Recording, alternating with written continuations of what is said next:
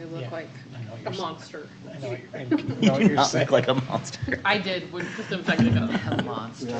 All right, ladies and gentlemen, we're going to go ahead and get started. Today is April 16th, 2024. Thank you for joining us for this meeting of the Salt Lake City School District Board of Education.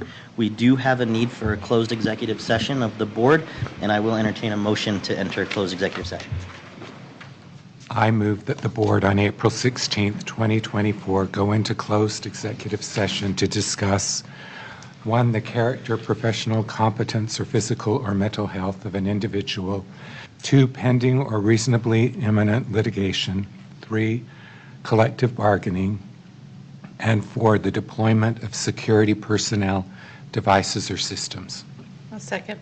We have a motion and a second on the table. Is there any discussion? Seeing none, we'll start with a roll call vote with Vice Bryce Williams, yes. Jenny Sika, yes. Ashley Anderson, yes. Nate Salazar, yes. Mohammed, yes. Ryan Jensen, yes. Christy Sweat, yes. That motion passes. We'll go ahead and set up the room for our closed session. Thank you. Thank you.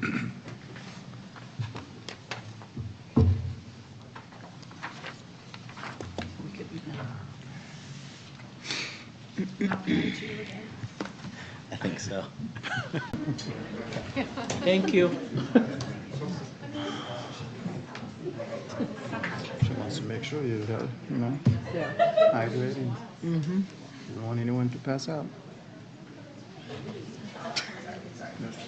Would you like some candy? All right, ladies and gentlemen, thank you for joining us this evening as we convene the public portion of the Salt Lake City School District Board of Education meeting on April 16th.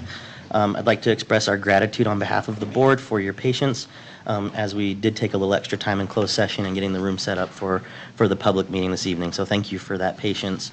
I also want to make sure that I recognize a number of our classified association presidents who are with us this evening. For buildings and grounds, we have Aaliyah Ocampo. For child nutrition, we have President Tanya Slaughter. For transportation, we have President Chris Krogh. For our Salt Lake Education Association, SLEA, we have President James Tobler and Vice President Mike Harmon, who are with us this evening. And for our Salt Lake Association of School Administrators, President Bree DeLeon is with us remotely as well. So thank you for joining us. I will turn it over to Vice President Williams, who's going to lead us in the Pledge of Allegiance. I pledge allegiance to the flag of the United States of America and to the republic for which it stands, one nation, under God, indivisible, with liberty and justice for all. All right, moving along and to item number 3 of our opening items. A couple of really exciting recognitions this evening. The first is our student board member for the 2024-25 school year. So we're really, really excited to have Lily Teklemedine with us this evening, and I'll just read a little brief introduction for you, Lily, and would love to invite you up if you come sit at the table, and you can introduce yourself when I'm done reading this. So Lily is a current junior at West High School. She has aspirations to enter the field of science, specifically in medicine. She currently serves on the USBE Student Advisory Committee and on the Salt Lake City Public Library Marmalade Branch League of Extraordinary Teens. Go SLCPL. No bias there. Lily participates in robotics, tennis, and dance, and she speaks Amharic and German. Lily is interested in serving on the school board because she has a deep interest in leadership and wants to ensure the voices of her peers and their many identities are both heard and seen. Lily, thank you for joining us and congratulations. Would you like to introduce yourself? Yeah, so thank you so much for having me today. I'm so glad to be here. And yeah, I think I'm most interested in being here, coming and immigrating from Ethiopia. It's been a really interesting experience trying to navigate different cultures here. So yeah, I'm really excited to be an advocate for my peers. Excellent. Thank you so much, Lily, and congratulations.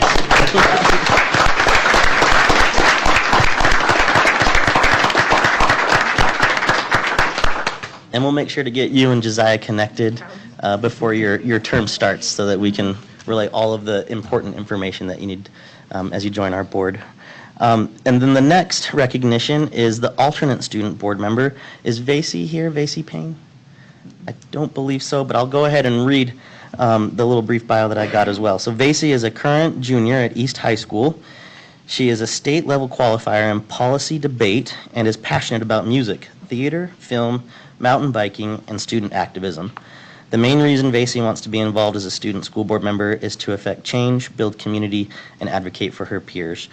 So Vasey, thank you. We know that you're listening, and we look forward to you being an alternate for us. Let's give it up for Vasey.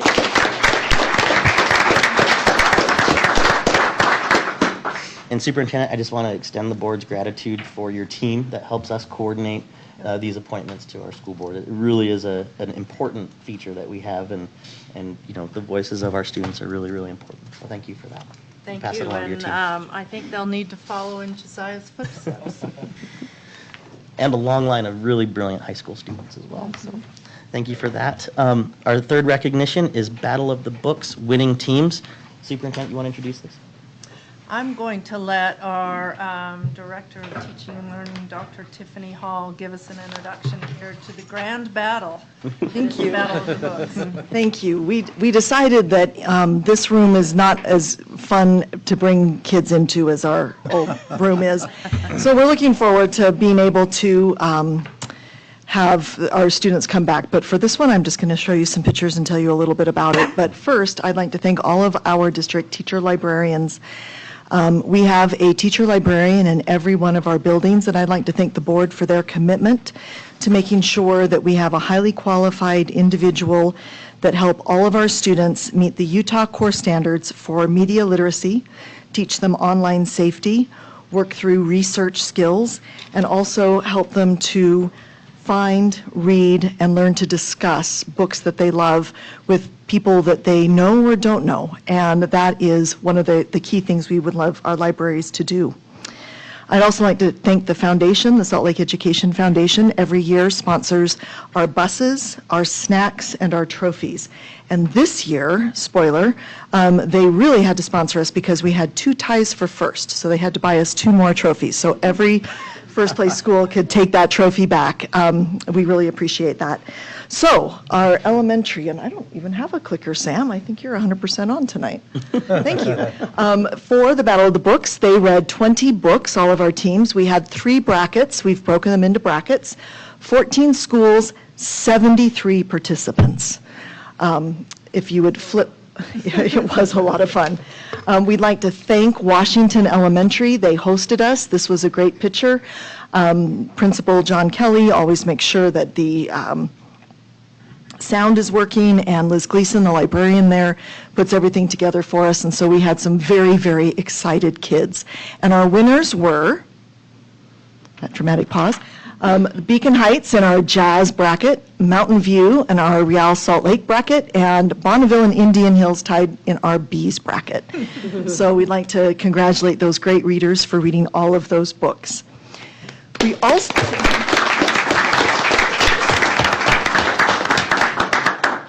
have a middle school battle. We just have 1 bracket for that, but we had 5 schools participate. We had I'm so sorry, it's not 73 participants, it's 27 participants on this one. They also read 20 different books. And my next picture, I've got some great, we did this one at West High School. I'd like to thank West for hosting us, Kara Budge, the librarian there. We allowed some of the middle schools to bring 2 teams. If they had 2 teams, we had a great time with them.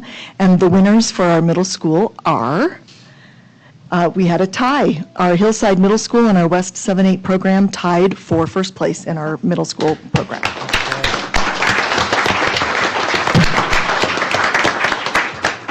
And I would also like to thank all of our parents. We had a lot of parents at both that were helping us just be ready and to do that. And I would also like to, again, remind everybody on the board that the challenge is out there for next year. And the board member to beat is Board Member Anderson, who read all of them. So, thank you. All of the elementary or all of the middle school? Both. Really? Yes. Okay. Say, Board Member Anderson. Well, I just want to say that Dr. Hall didn't provide any thanks for herself, and it's like a huge effort to an undertaking, so I wanted to thank her. And I also wanted to say, when she's talking about certified teacher librarians, I know we talk about that achievement, but I don't know if we really talk about how unique it is that only 3 districts in the entire state staff their libraries this way. That's right. And a lot of them are staffed with paraprofessionals or non-certified staff, and it means there's a lot of people who've sought additional certifications who aren't paid that way, and it's really important what we're doing, and I don't think that that could go unnoticed. But mostly applaud for Dr. Hall. Thank you. And not just because she called for it.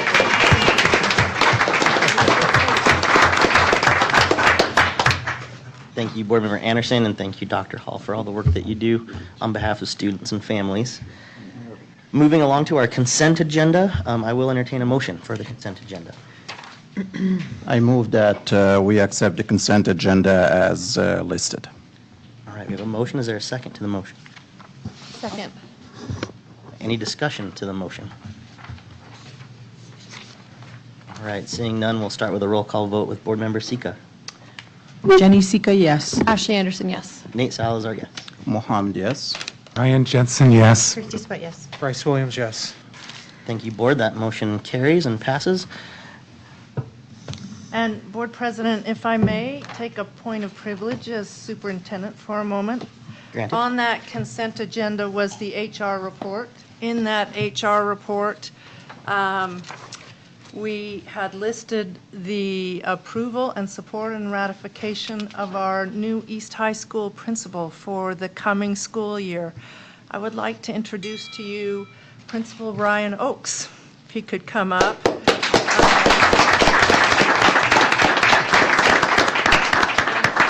Principal Oakes, if I can just have a minute and then ask you to do a short introduction here to the board and to some of the people watching tonight.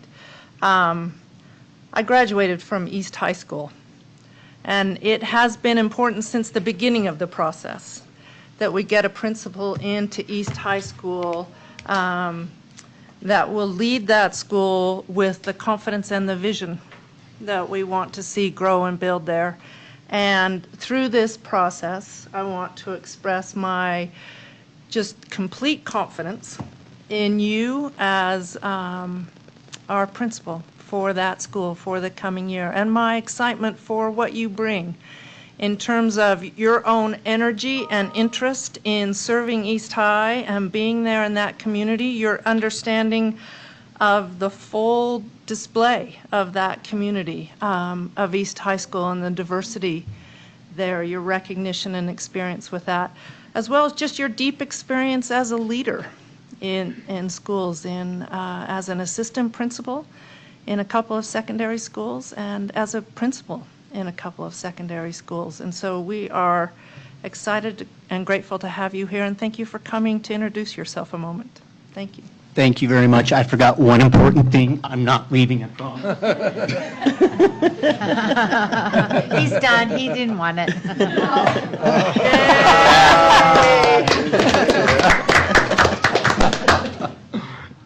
Dr. Grant, President Salazar, other distinguished members of the Salt Lake City School District School Board. My name is Ryan Oakes. I brought with me my wife. She's in the back. She would not join me up front. Her name is Lisa. Maybe she'll wave. That's a no.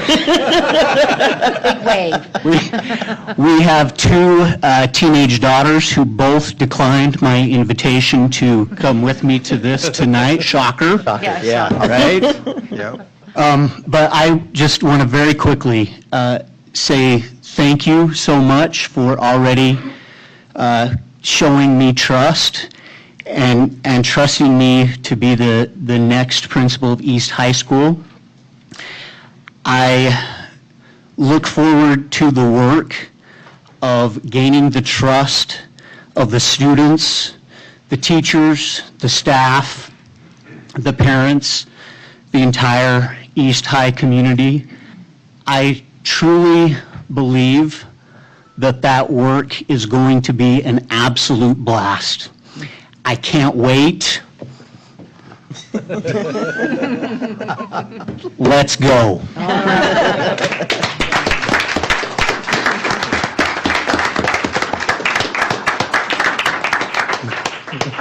Thank you, Principal Oakes, for your enthusiasm and for taking the charge. And I know the superintendent didn't say which year she graduated from East, but I'll go ahead and say that I'm an East High grad of '04. So really looking forward to working with you and all that you'll bring to Salt Lake City Schools and to East High. Really appreciate it. 03. I was 03. All right, I got a year. Excellent, thank you, Principal Oakes. Looking forward to working with you. And I do have just a little short personal privilege. I forgot to mention that Miss Janelle Rodriguez is representing SLCSD this evening. Thank you, Janelle. Sorry that I missed that earlier for joining us. All right, moving on to our next agenda item is our request to speak. We have 5 speakers that will be joining us this evening. Let me make sure I read what the board has asked me to read before these. I know it's in here. Probably on the other side. Oh, it's not in here. There it is. Okay, I got it. Excuse me for being a little disorganized. Okay, so speaker guidelines for public comment to be read by the board president. The board enjoys the opportunity to hear from the public during the comment portion of its meetings. Before we begin, I would like to take a moment to remind you of our board rules governing your comments. Number 1, the total time reserved for public comment is not to exceed 15 minutes, with all speakers or groups limited to 3 minutes. 2, the board will not allow public comments during board meetings that are slanderous, obscene, or otherwise violate state or federal law. 3, employees and/or their representatives may not use the public comment period to address issues that should be raised through existing formal communication channels or established grievance or negotiations procedures. I'd also like to explain that unless the speaker's topic is already on the agenda, state law prohibits the board from taking action on items raised during the public comment period. However, if it seems appropriate to the circumstances, I may direct district staff to follow up with the speaker on the topic discussed. All right, our first speaker this evening is Karen Kemp Schultz.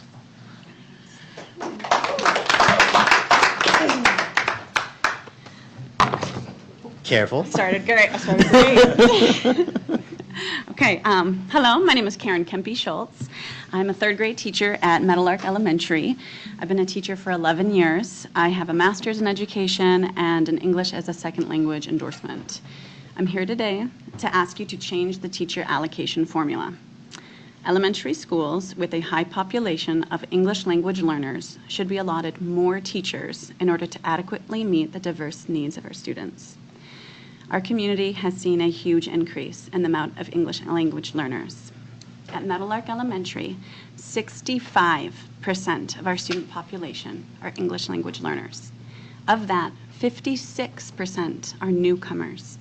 This is one of the highest percentages in the district. Students are coming to us with very limited English proficiency. Many are not literate in their native language and have had limited schooling.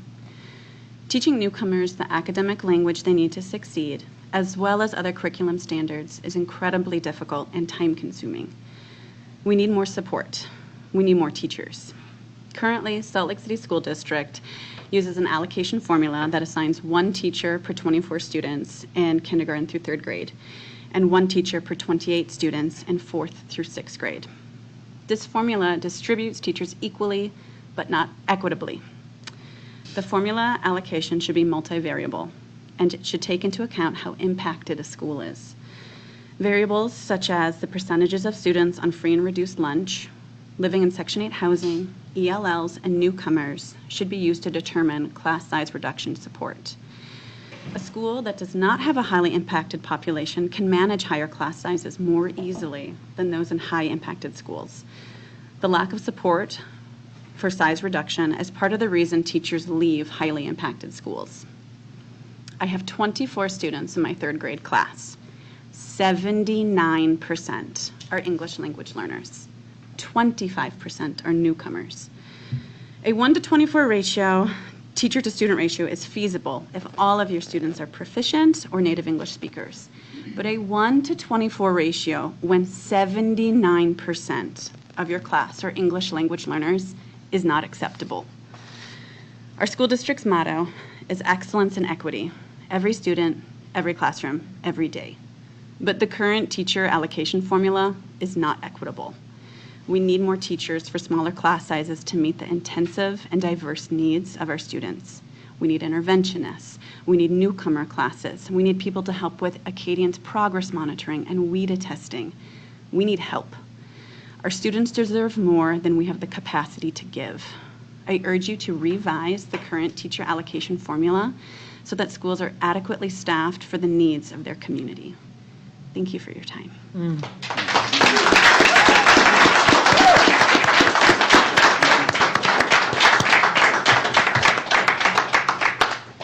Thank you, Karen, for illustrating your day-to-day and for all that you do for our students in Salt Lake District.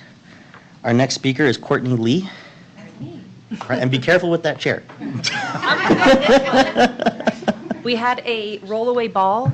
Only a teacher Oh. would know. A rollaway ball means somebody in your classroom brought something they shouldn't have. Well, I'll be honest. Now in your pocket. My ADHD brain was ready to go pick that up Yes, and start exactly. playing with it. Hi, I'm Courtney Lee. I teach at Bonneville Elementary. I am also a parent of Salt Lake City School District children. I have 2 at Bonneville. And I'm here on behalf of our SCC and going to read kind of a letter that we wrote in our SIC about the start and end time changes in elementary schools.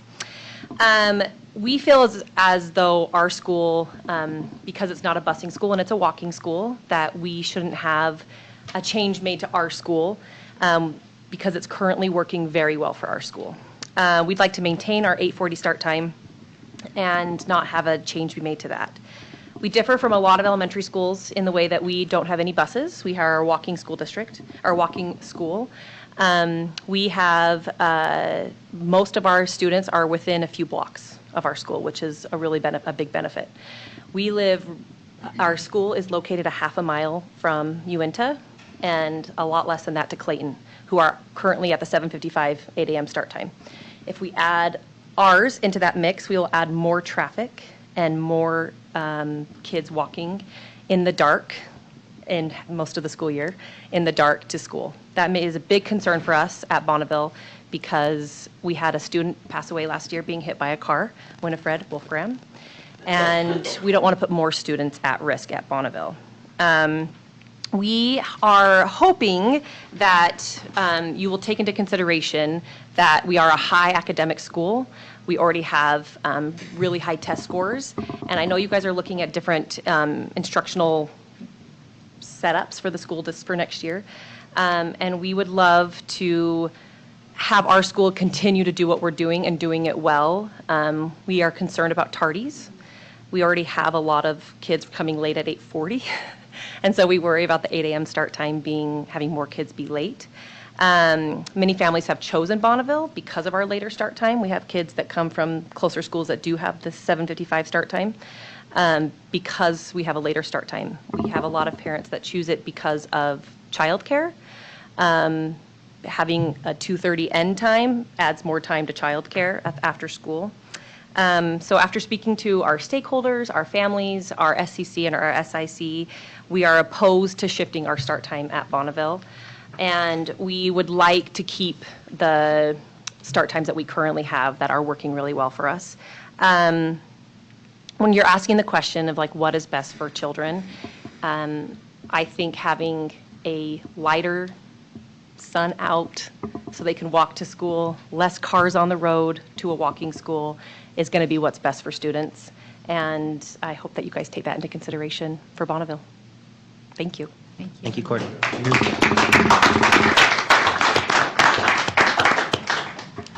Our third speaker this evening is, you okay over there, Alan? Our third speaker this evening is Jenny McCoskey. I have a letter before I start that's from Bonneville parents that, because they could not come and talk with me. Thank you, Jenny. We'll make sure that it's attached to our minutes.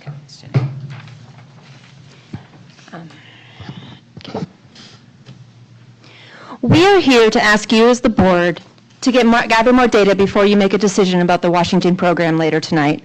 We want to advocate that this decision about this program is made holistically with knowledge about all magnet sites.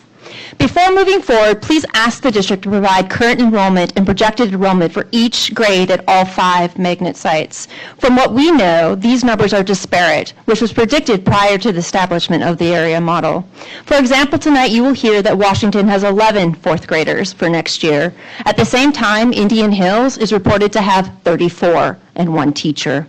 Please ask them to give you the total and percent participation of identified students for each neighborhood school.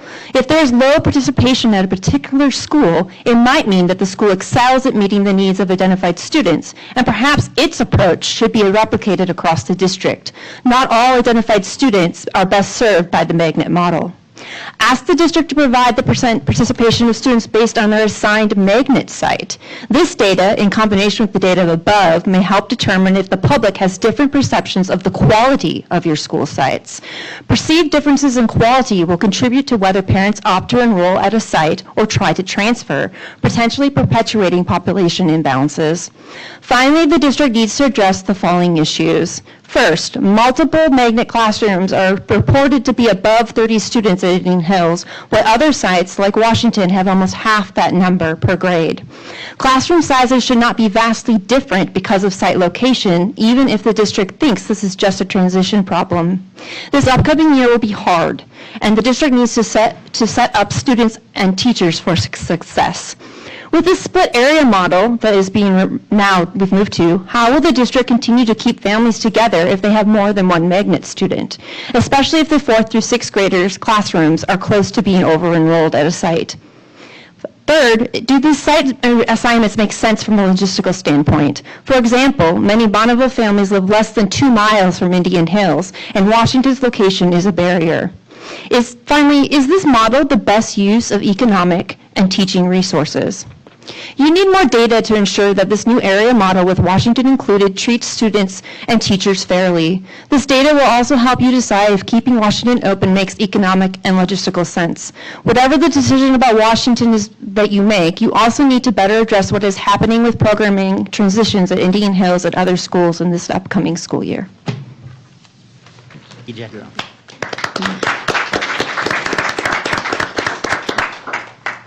All right, our 4th speaker this evening is Amanda Longwell.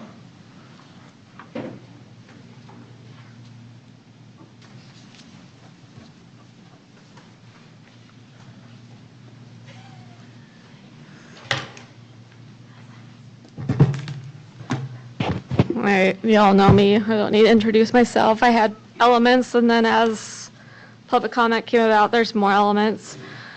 One, Battle of the Books.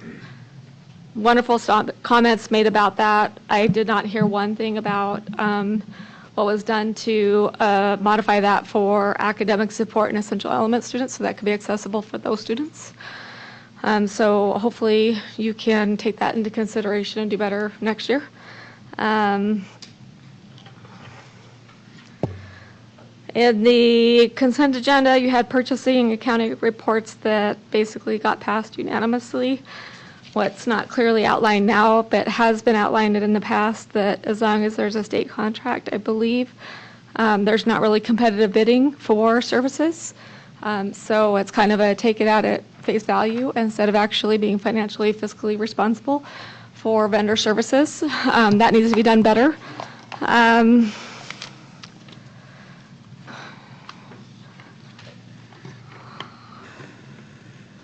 We got a lot of notes here. So Courtney, Bonneville, start time, end time. I appreciate what was stated there. There was a lot of effort there to make sure that that was uniformly laid out so that when a student with a disability landed at a particular school, the busing structures could ensure that the students with disabilities could make it to those schools on time. So it's not just about start and end time, light and dark, et cetera. It's also about equitability for individuals with disabilities that at some point may or may not land at different buildings. There's a lot of effort there, so if that's going to be a discussion, please reach out. Washington, I would just say, it's talked about magnet program. Jenny brought up a lot of great points regarding it, but really what was brought up in the agenda was vague. Didn't really identify what that magnet program was all about. So she dived into things that was not very clear. New contract positions, you guys are going to get to that. That's over $700,000 in new contract positions that are going to be proposed tonight. Not one of them is directly relevant to special education, HR. Hopefully that will actually indirectly help that problem. But what about our paras? What about, we did make an effort for 20 full-time paras with benefits. We have over 40 buildings. We have, like in one particular building, 4 programs that need special education paras. But they're only allocated 1 full-time para with benefits. So that turnover for the other 9 plus goes without saying. The other element in relation to your looking at this 700,000, sorry, I'll finish up, for these new positions, you're also allocating funds towards outside legal services that are against inclusion, and that doesn't even account for our internal compensation for our legal department for their salaries, and we also contract out for legal services to exclude students with disabilities from an inclusive environment. So, It's time. do better. Thank you, Amanda, for joining us.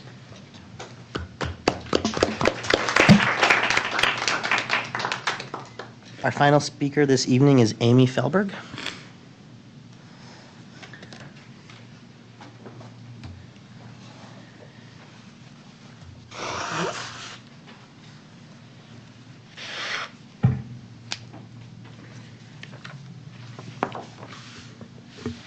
Good evening.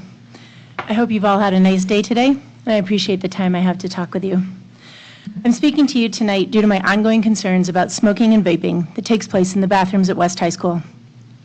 I've spoken with Assistant Principal Cully and Principal Wright over the school year, and while they have been responsive, the problem continues.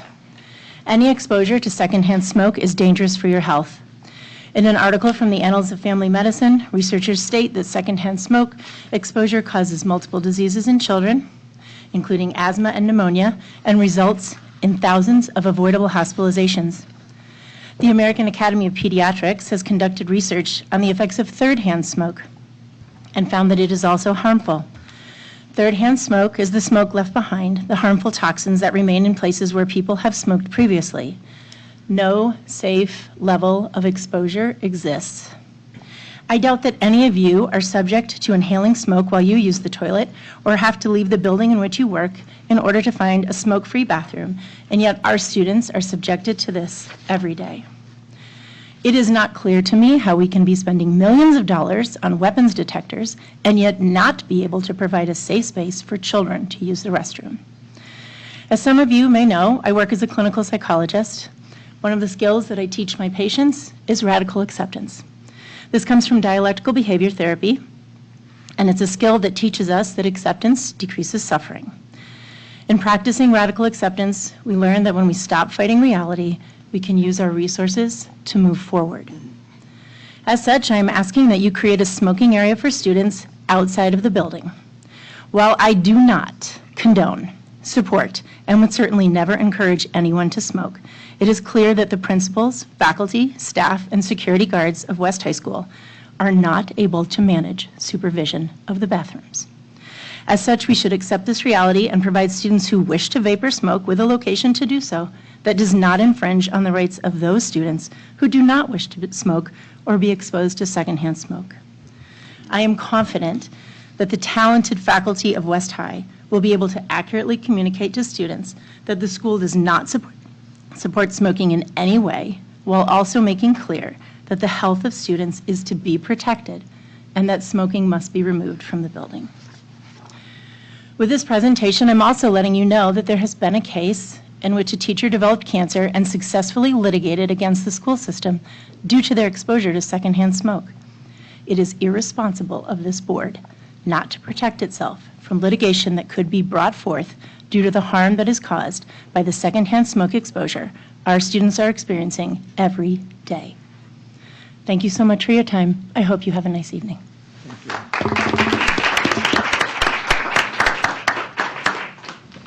Thank you, Amy, and to all of our speakers this evening. Really appreciate you taking the time out of your days to join us and share your thoughts and concerns in various roles and capacities as parents and as staff members and educators here in our district. Moving on to our next agenda item is our reports section. The first item is Capital Projects Fund Budget. I'm going to assume this is Business Administrator Kearsley's domain tonight. Good assumption. Thank you.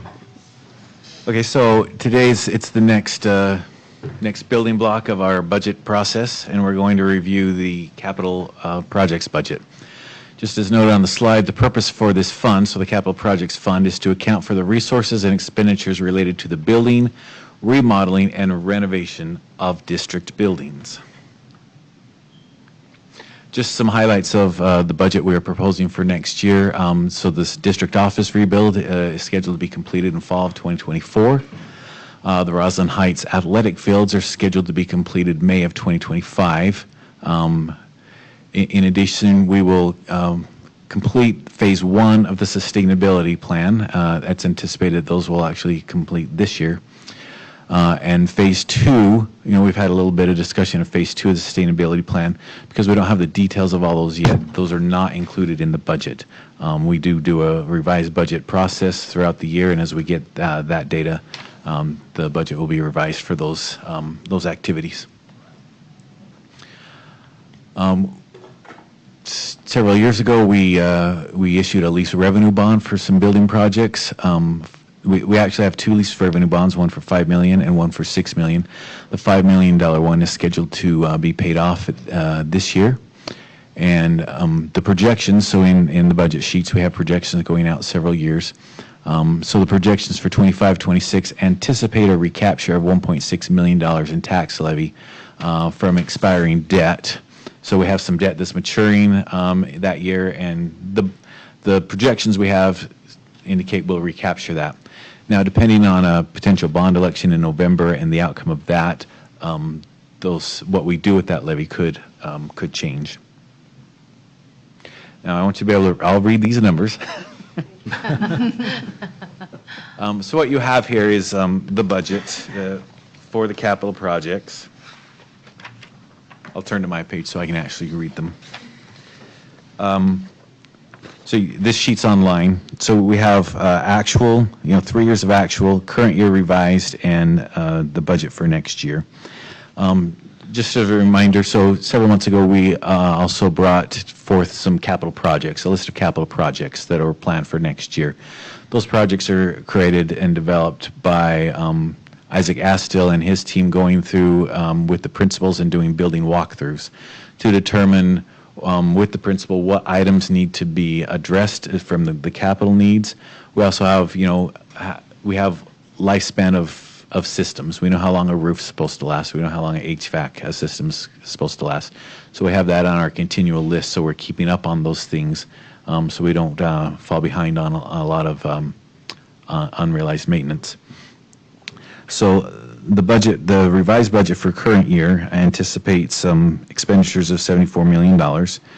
There's also a transfer in there. The transfer is relatively new, but just to remind you what that is, as the sustainability projects have been built, our savings in energy savings is in the general fund. Yet the projects and the debt are in the capital fund. So we do a transfer from the general fund to the capital fund of those savings to pay off the loan that we got for the sustainability projects. Next year, you can see those expenditures drop down to $32 million. That's largely due to the district office is mostly built in the end of those phase 1 of the sustainability projects. And the next slide shows the projections. Beyond the district office, we don't have any significant new building projects that are currently approved. We have discussed and will continue to discuss bonding for rebuild of potentially rebuild of West and Highland High Schools. because those plans are not yet approved or finalized, they're not included in the budget. And as those do happen, then we'll revise the budget. So here's a historical chart of the capital fund. Unlike the general fund, some of the other funds that might have a smoother line when you look at their historical data, because our big capital expenditures are when we build a new school or build a new building. So we accumulate funds, so that gray line is what's called our fund balance. So we accumulate money and then we do a big project. You can see the orange line is the expenditure line. So you can see as we've done these sustainability projects in the district office, those expenditures go up and our fund balance goes down because we had the reserves and cash to pay for that. And then once that's done, the expenditures come back down to, more of our standard year-to-year items, like fixing roofs, fixing HVAC systems, doing cement and parking lot repairs, etc. And so you see it kind of stabilize, but then you watch that gray line and it starts to grow again to start to replenish that fund balance. So as there's projects in the future that are of bigger scope, we're getting some revenues to help pay for those going into the future. The next slide's a pie chart for the 24-25 capital projects fund. You see the big orange part, or 60.2%, is titled contracted services. That's contracting out to build stuff, to do the major projects for us. And those other items, 14% supplies and materials. Other purchase services, a very small percentage. Equipment, 4.3. Principal retirement interest. So remember, we talked about that $5 million, and there's a $6 million. Plus, we also have the TELP, tax exempt lease purchase loan, which is how we finance phase one of sustainability. So those are all in the capital fund, and that's that green section of the pie chart. And then salaries and benefits. We do have employees that are paid directly out of the capital fund, whose job it is to maintain our buildings and so forth. So next steps on our budget. So soon I'll be asking the board if they'd like to come in with small group meetings and go through some detail. On May 7th, we'll cover the executive summary. On May 21st, in the study session, will be the final budget review. Where we'll go over more details because we've kind of done little chunks. We'll have it all in one document, be able to answer any questions. And then on June 4th, it's anticipated that following a public hearing on the budget, that the board will vote on approving both the revised current year budget and the proposed next year budget, with the approval of next year's tax rate, which, as we discussed last board meeting, is going to be the certified tax rate. That is my presentation on the capital budget fund. Any questions? Board Member Anderson? I don't understand what's going on. Okay. My question is simply that as we get into the conversation where you mention things would change if there was a potential bond, that's something I continue to get a lot of questions about, like what would the purposes of the bond be, as you mentioned, potentially the high schools. What's the best way for the public to continue to stay engaged with the potential bond conversation? Right, so we've contracted with the company Y2 Analytics to help us gauge public opinions on a bond, because any bond would have to go beyond the November ballot and pass an election. They recently held some focus groups. We received a draft report of their focus group information yesterday, I believe. We haven't had a chance to go through that. And at some point, when that's finalized, we'll bring that to the board to try and, that's kind of our first step of what's the public's opinion of a bond.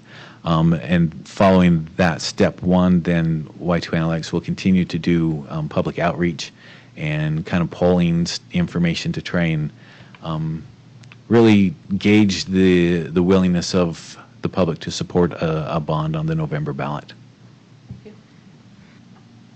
Any other questions for B.A. Kearsley?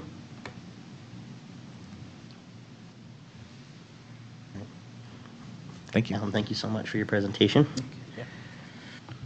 Next on our reports agenda is our school closure and boundary adjustment transition activities update. Superintendent.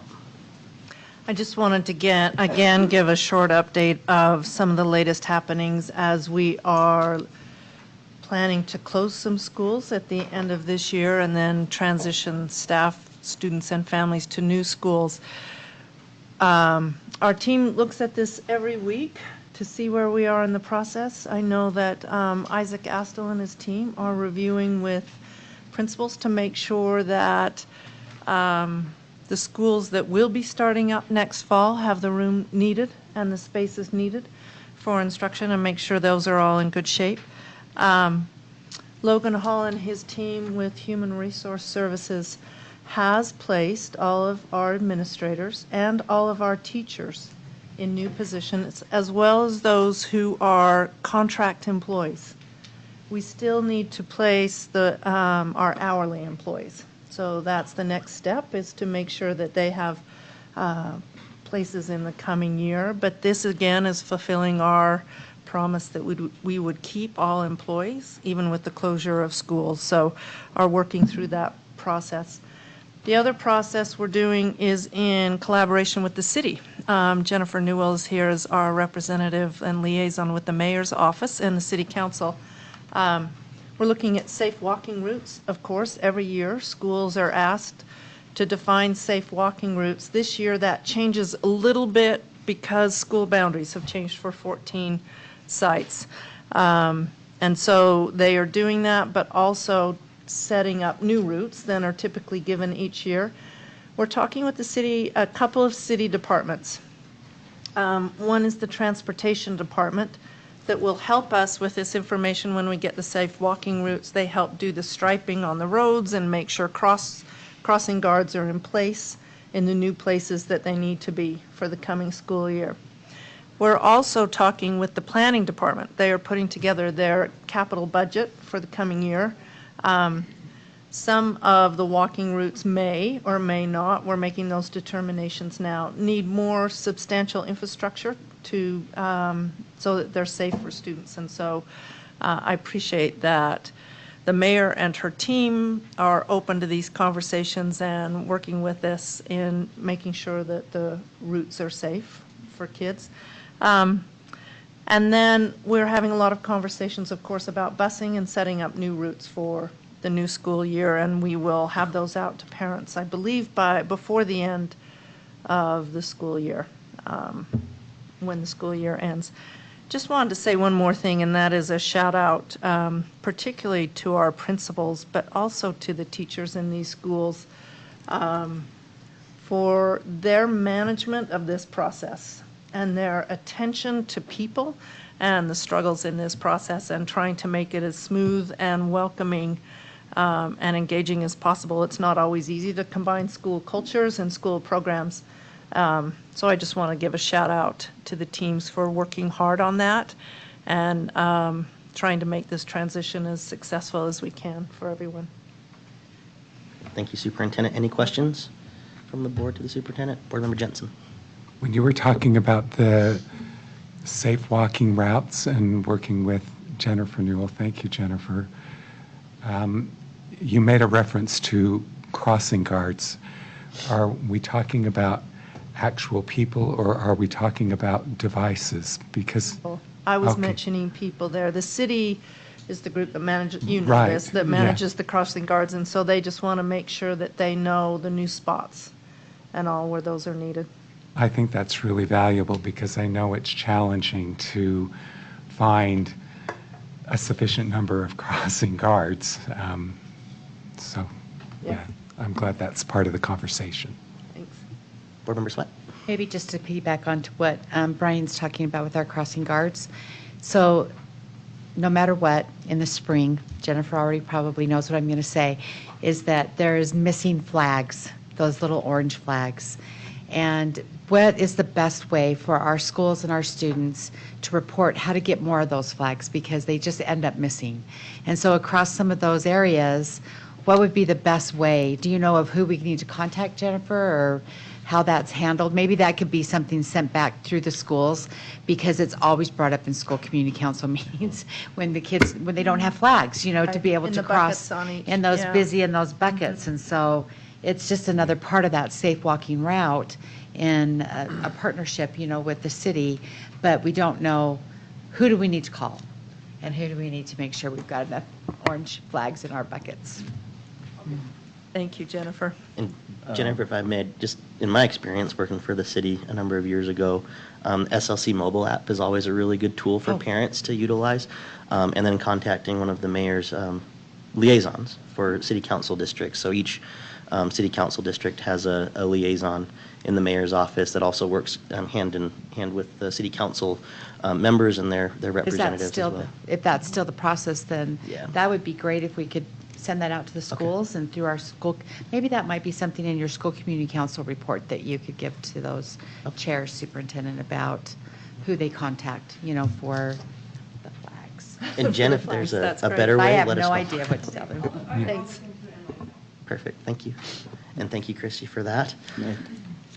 Board Member Bade. Yeah, so I love those flags because, a lot of times there is only half of a flag left while you're walking, And so, better yet, I have noticed that the city has been putting those push button flashing signs.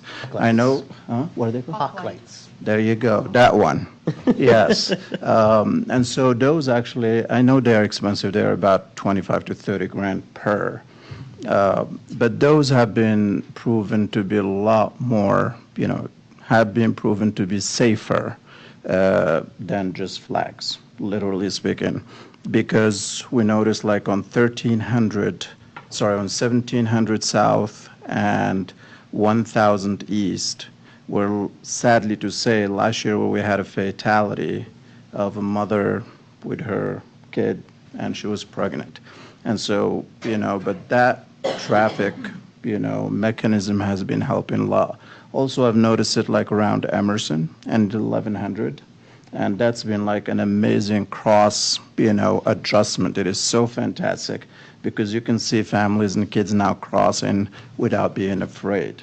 So, and Jennifer, would love to have more of those around our schools.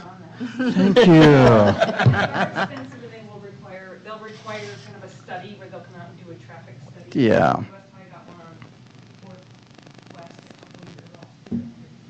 Yeah, because my dream is like eventually like around every school, around each school, the quadrant section of the school will have some of those safe lights before we have, some kids die, and then we will get on that. Thank you. Thank you, Mohammed. Any other questions for the superintendent regarding transition activities? All right, thank you, superintendent, and please keep us posted on any new updates in next upcoming board meetings. Great. All right, the next item under our report section of the agenda is our cell phone use survey summary. As you know, board, this is a revisit to an agenda item that board member Jensen brought to the board.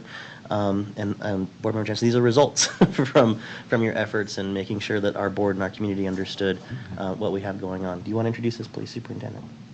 We have our general counsel, Christina Kindle, and our director of teaching and learning, Dr. Tiffany Hall, who have gone through these and thankfully helped us figure out how to conduct the survey and are presenting the results here so that you have some background information. Can I ask a question before we Yes. start? I just want to clarify the difference between the report section and the discussion section. Is the expectation that we're hearing this report and then thinking about it and discussing it at a future meeting? Or is the expectation that we're going to fully discuss the report? I'm just not, I want to modulate myself appropriately. So, my understanding of the reports is that we do have the time allotted for discussion from the board and questions from the board to either the superintendent or the folks presenting. And we also have the opportunity to give direction to ourselves and to the superintendent, to board leadership, to move this to a further discussion or action agenda at a subsequent meeting. There's no particular question on the table that we've teed up with this. It's more just here are the results, and then at your direction, do that next step. Thank you. That's a great question. And so as we begin, I would just like to, wow,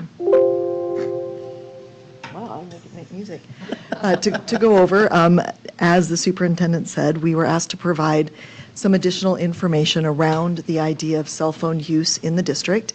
It happened to come right at a great time because we were able to put some questions about cell phone use into our stakeholder surveys for parents, students, and teachers. And so our purpose today is to bring that information back to you, and as the superintendent said, provide any background that you may need and hear direction for moving forward. And just by way of reminder, in terms of some information we presented when we were here before in January, USBE does provide model policies regarding cell phone use. They have two different types. One is a permissive and one is a restrictive policy. Our administrative procedures are mirrored off of USBE's permissive model policy, which allows schools to adopt their own rules in terms of how cell phones can be used in their schools through a shared governance process. So on the screen you have the board policy S11, which talks about student electronic devices in schools. By way of reminder, the administrative procedures associated with this board policy outline when electronic devices may and may not be used during school and school-sponsored events. They also outline the common exceptions which would allow students to use cell phones. Those typically are for medical reasons, for parent request, teacher permission, or emergency situations. They also have a section in terms of innovative and creative uses for cell phones in schools, and our administrative procedures also outline consequences for violating our cell phone policies within the schools. Just a few words about the survey itself. We were asked to include these questions, and so we did. The survey was open from about mid-February through the end of March, and we have what you see before you is the response from over 4,000 parents, 5,000 students, and 500 teachers. We have grouped those responses by elementary, middle, and high school so that you can get a sense of the scope of that across the board. Dr. Hall, is that true for parents who are representing like elementary age students? Thank you. That is such an excellent question. We did in fact send this out in the typical way that we survey all of our parents, students, and teachers. Okay. So every parent was connected to an email. Perfect. So it was not an open email process. So the answer to that is yes. And they are confidential but not anonymous surveys, which we always do in the event that somebody were to put something in there that we would need to follow up on. You know our process for that. Thank you. In terms of the first question that we asked stakeholders, are you familiar with your cell phone policy at your school? You can see the center selection, which is for middle schools. I don't know if you can see that. It goes elementary schools, middle schools, and high schools. 100% of our middle school teachers said they were familiar with the cell phone policies in that school. And again, an exceedingly high percentage of our students and parents in middle school, and really across the board, we're doing well over 50%. Over the majority of all our stakeholders are very familiar with our policies at all levels. We asked how often teachers allowed students to use their cell phones for instructional reasons, and following what will be a trend throughout this, you'll see that very few elementary and middle school students are using their phones for instructional reasons. Ms. Kindle has outlined some of the reasons that would be under the acceptable use. And then we can see that in our high schools, there is a larger percentage where we have about 57% of our students who say they use their phones for instructional uses 1 to 3 times a day. Not too many students report much more than that, with 9% 4 to 6 times. As you read through the comments, you see that there are a lot of students who do talk about some of the instructional things. Although we do provide one-to-one devices in the district, a lot of students prefer to use their phones for certain types of work. And so, when that is happening, then that is, one of the things that they indicate in the comments that they like to use. We also ask, again, how often do they get to use their phone for personal reasons? And again, very low in the elementary, still very low in the middle school, little higher in the high schools, and our comments reflect that sometimes that is for after they finish work or to listen to music or some different things. But we'll also see that they use that for some other communication methods as well. So this was a question that we asked parents, which was, on average, how often do you communicate with your student during school on their cell phone? And again, you'll see that for elementary and middle, we have a significant number of parents who are either indicating that their child does not have a cell phone or that they never contact them during the school day on their cell phone. Again, as Dr. Hall indicated, the numbers transition slightly when we get into high school, where we have 50% or more parents contacting their student at least one time a day while they're in high school. And, the vast majority are saying 1 to 3 times a day. And then there's some smaller percentages for increasing numbers. The student question, again, was how often do you use your cell phone during class? So again, we're not asking during lunch or break, where our administrative procedures would allow them to be using their cell phone. Again, middle and elementary, you're seeing that they don't have a cell phone or that they're never using it while they're in class. In middle school, you do see a greater percentage, a little over a quarter, using it sometimes while they're in class. But again, in high school, that transitions to a significant portion using it sometimes while they're in class. Again, student question, what are the reasons why you use your cell phone? For all 3 categories, except for high schoolers, because apparently they don't like talking to their parents. In middle and elementary school, they're taking calls from their parents. And high school, you're seeing that if you combine the 2 sections for looking up information in classroom work or assignments, you're getting close to 50% are utilizing it for instructional purposes, for their own, on their own motion. And we do have a lot of students who listen to music, with one AirPod, just as sort of a filtering studying technique. So in terms of medical exceptions, we have a great number of those who use it for that purpose. We also included the open response questions, which made me glad that we are no longer printing the board packet. I think there were 74 pages of responses.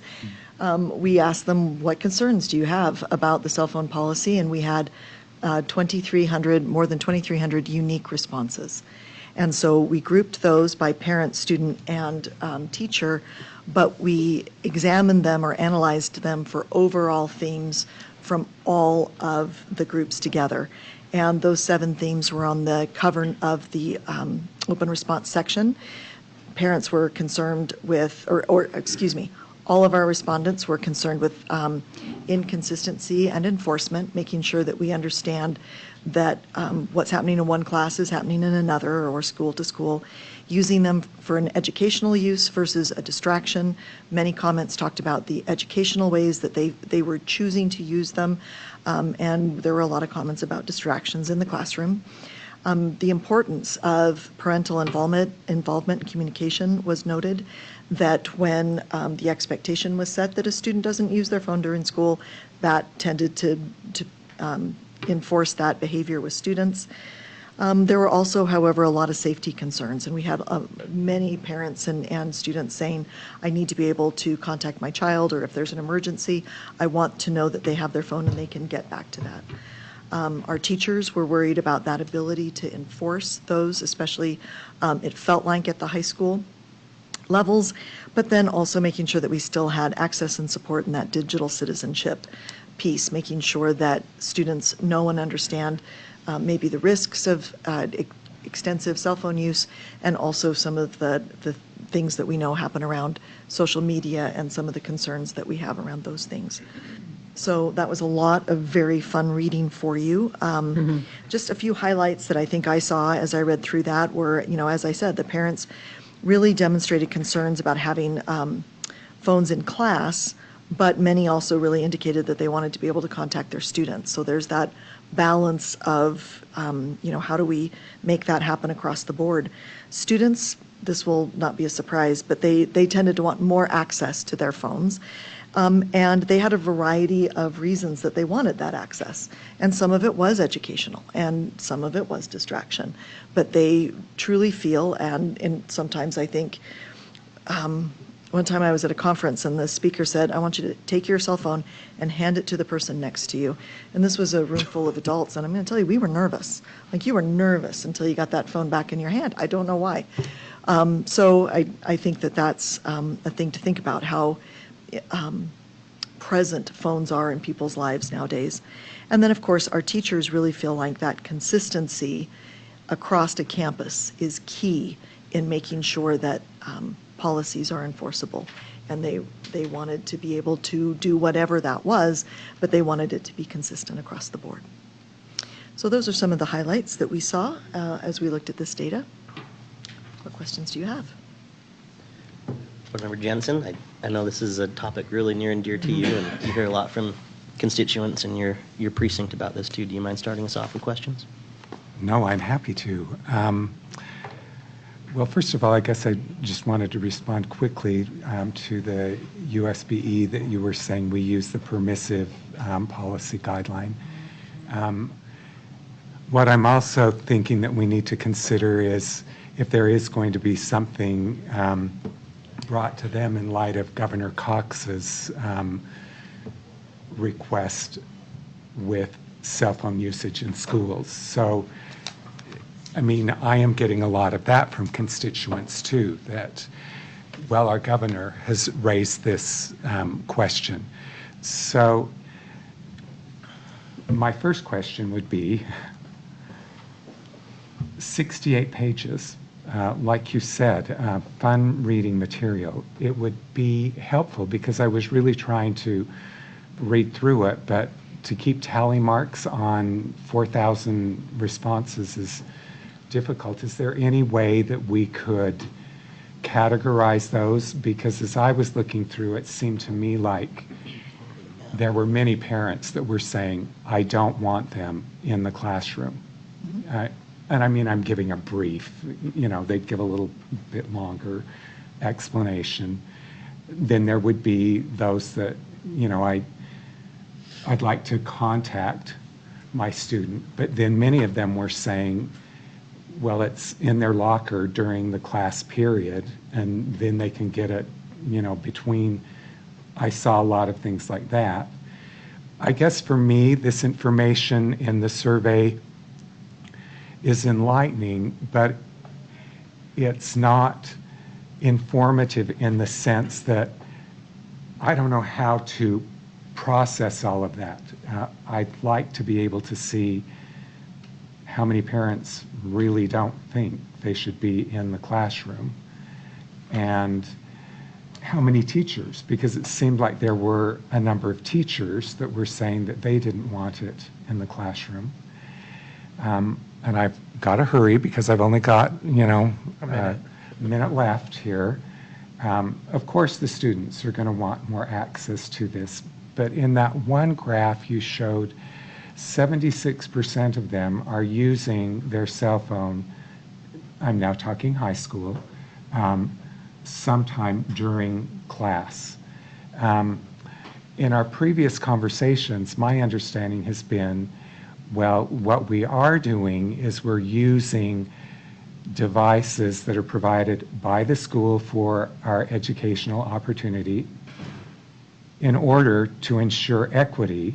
So some of them are using it for educational purposes, but it seems to me like they're being used to a significant extent for personal reasons, which to me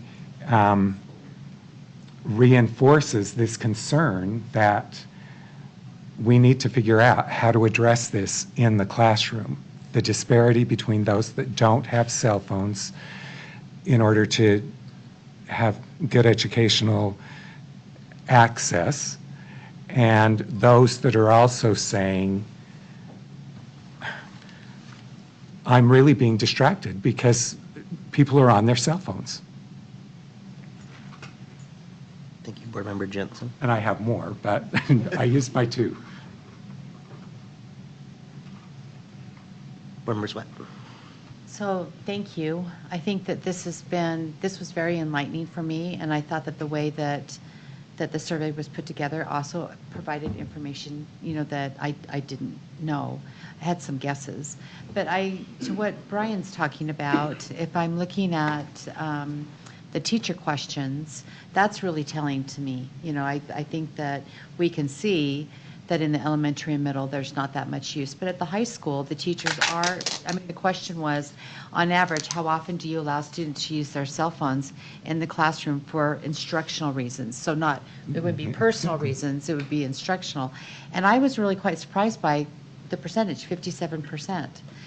So to me, we've got to find a balance, of how cell phones are used, at the high school level, to a point where they're not distracting, but yet obviously they are being used in the classroom. I think what would be interesting to me is to see, if we could ever break that down by core, or by class, to see, where that usage is really high, or maybe it's just minimal, to see where that is, in the different classrooms. That would be interesting to me. I don't know if that would even be possible to do, Dr. Hall, or not, but I actually found this to be very interesting, and I think that, as we all know, this is a hot topic around the country, and everyone's trying to figure out, what their policies should look like and if they should change them.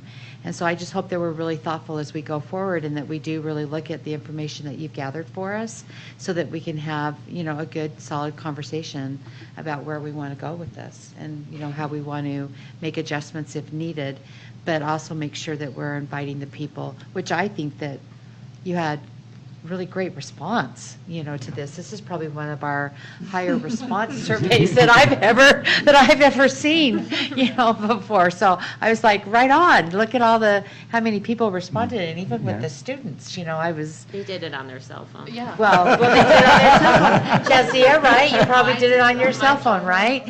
Which is fantastic. But I love that there were that many people that responded, so anyway, I just wanted to say that I found it very helpful, and I hope it will be a tool as we go forward, deciding if we're going to make any changes. Thank you, Board Member Sweat.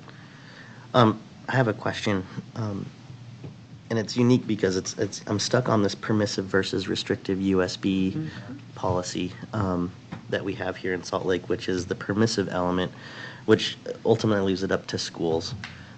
Right. The restrictive one doesn't allow students to have it on property. Right. Okay. So that's their restrictive policy, that you can't even have it. Okay. And so ours is a permissive policy that you can have it on school property and at school events in accordance with teacher directives or school rules.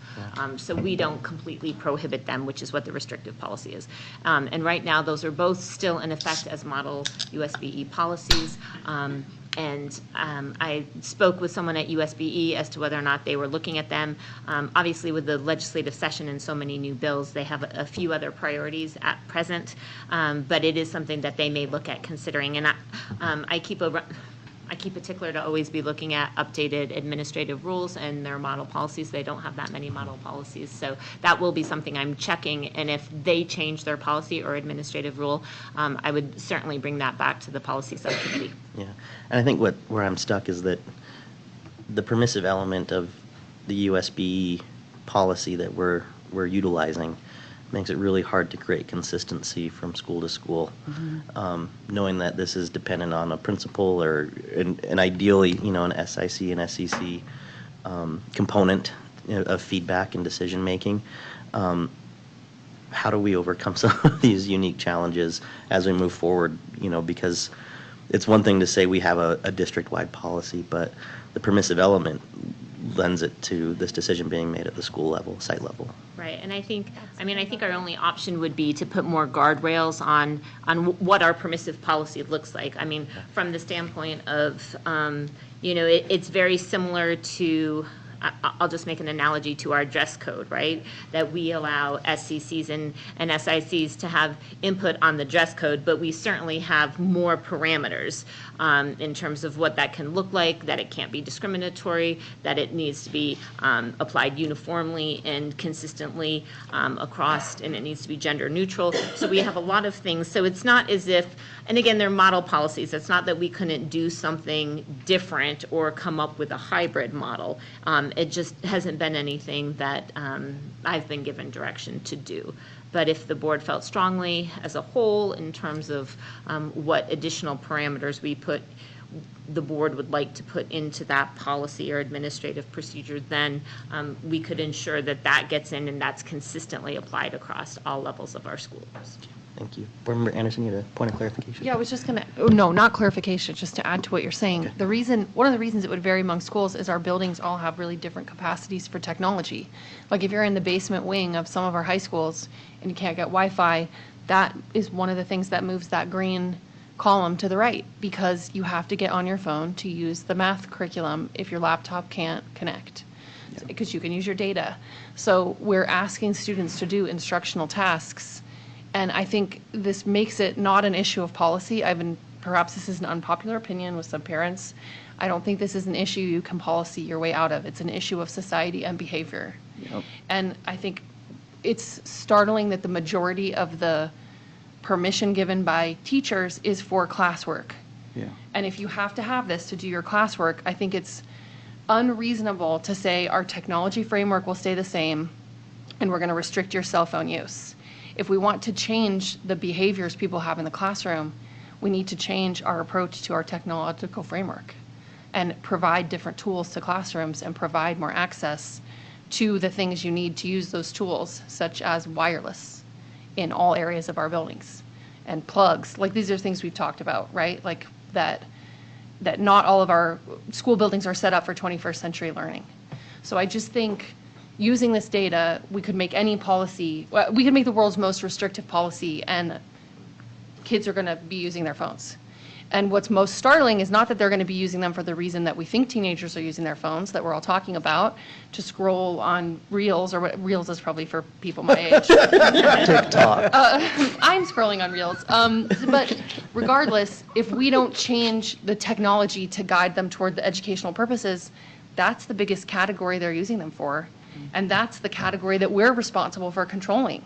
I'm not responsible for controlling what apps children are allowed to have on their devices sanctioned by their families. I am responsible for the educational tools they have. And so I think the broader question is this a policy question, or is this what is our vision for technology as a district question? Because if we in fact want to change the use of phones, we need to have a more visionary approach to technology. The social worker in me says yes and both. And I would just Thank you like for to that. say that, we do have, every student has access to a district-issued laptop.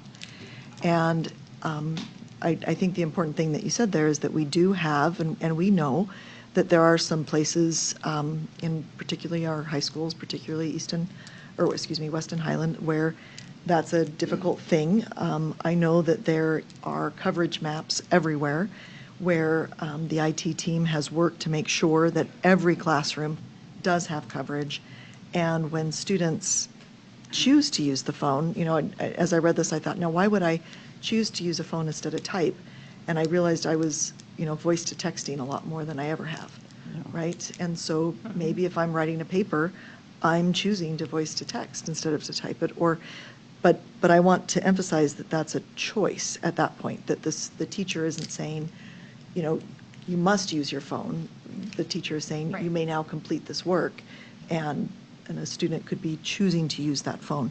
But we are very much, and I know that at some point, if Mr. Quantz wanted to, was giving this presentation, he would say that is something that they walk around and monitor on a regular basis to make sure that access and that wireless works. It is really hard in a cinder block basement. There's no way around that. So, thank you. Board Member Babe? Thank you for that presentation. It's actually really good to see. I was expecting it to go the other direction where like everyone, the parents and teachers would say, no, we do not want the phones in classrooms. But it turned out to be, a bit more balanced because I'm just thinking of Uvalde, Texas during the shooting. And there was a student who was calling and updating of what's going on. Now, my question is, God forbid, that's something where the phone can come, to to be useful. In terms of also instructional use, I had so many students actually that talk to me and they're like they do not want to bring the laptop anymore because of weapon detectors and its sensitivity. And to them, it's best to have a phone than having to deal with that anxiety and long line of waiting to get into school because of the weapon detectors. So there are so many things. And then also we talk about the blind spots or spots that are not like, we do not receive, services. Cell phones or technology, just look at us here. Every one of us has a computer and a phone next to us, It is a reality of life that we are dealing with right now. We could try to prevent cell phones and so, but the kids will continue to find ways to get, technologically connect. There are watches now that work as cell phones, and you name it. So, and personally, this is me as a father of two kids that went through, one of them that went through high school, and one of them that's still going on through high school. And, and I always ask her, her feedback about what she thinks about cell phones in the schools. And she, she's like, I'm not going to lie. I use it sometimes for personal use, yes. But a lot of times, she noticed that there are international students who are using it for translation. She noticed it for students, for example, who cannot take notes, and they have the voice memo recording, and they transcribe that. So there are so many things here that are like so important. And I think the best thing that will work for us, I'm hoping, is to actually have students come sit here and present to us. Because we're talking from a, from a point of a parent, from a point of a teacher, a point of a social worker, an art instructor, and you name it, that's who we are. But bringing a student over here and actually have them share with us their opinion and what they think will be extremely helpful. Hint, hint. Josiah would love to hear your opinion.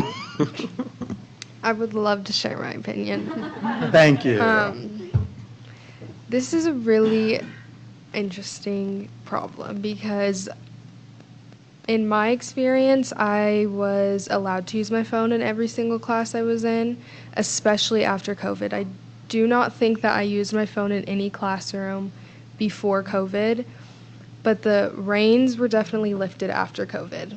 And not having my phone with me is kind of like you said, it's anxiety instantly rushes to my body because I have been with my phone since I've had it, and especially through COVID, like coming out of that was very hard. I also think that everyone noticed that socially, people were more reserved after COVID. People were on their phones, walking down the hallway in classrooms, not really trying to talk to each other. So it's more of a safety blanket for a lot of people, but also it's a lot easier for a lot of applications to just use your phone.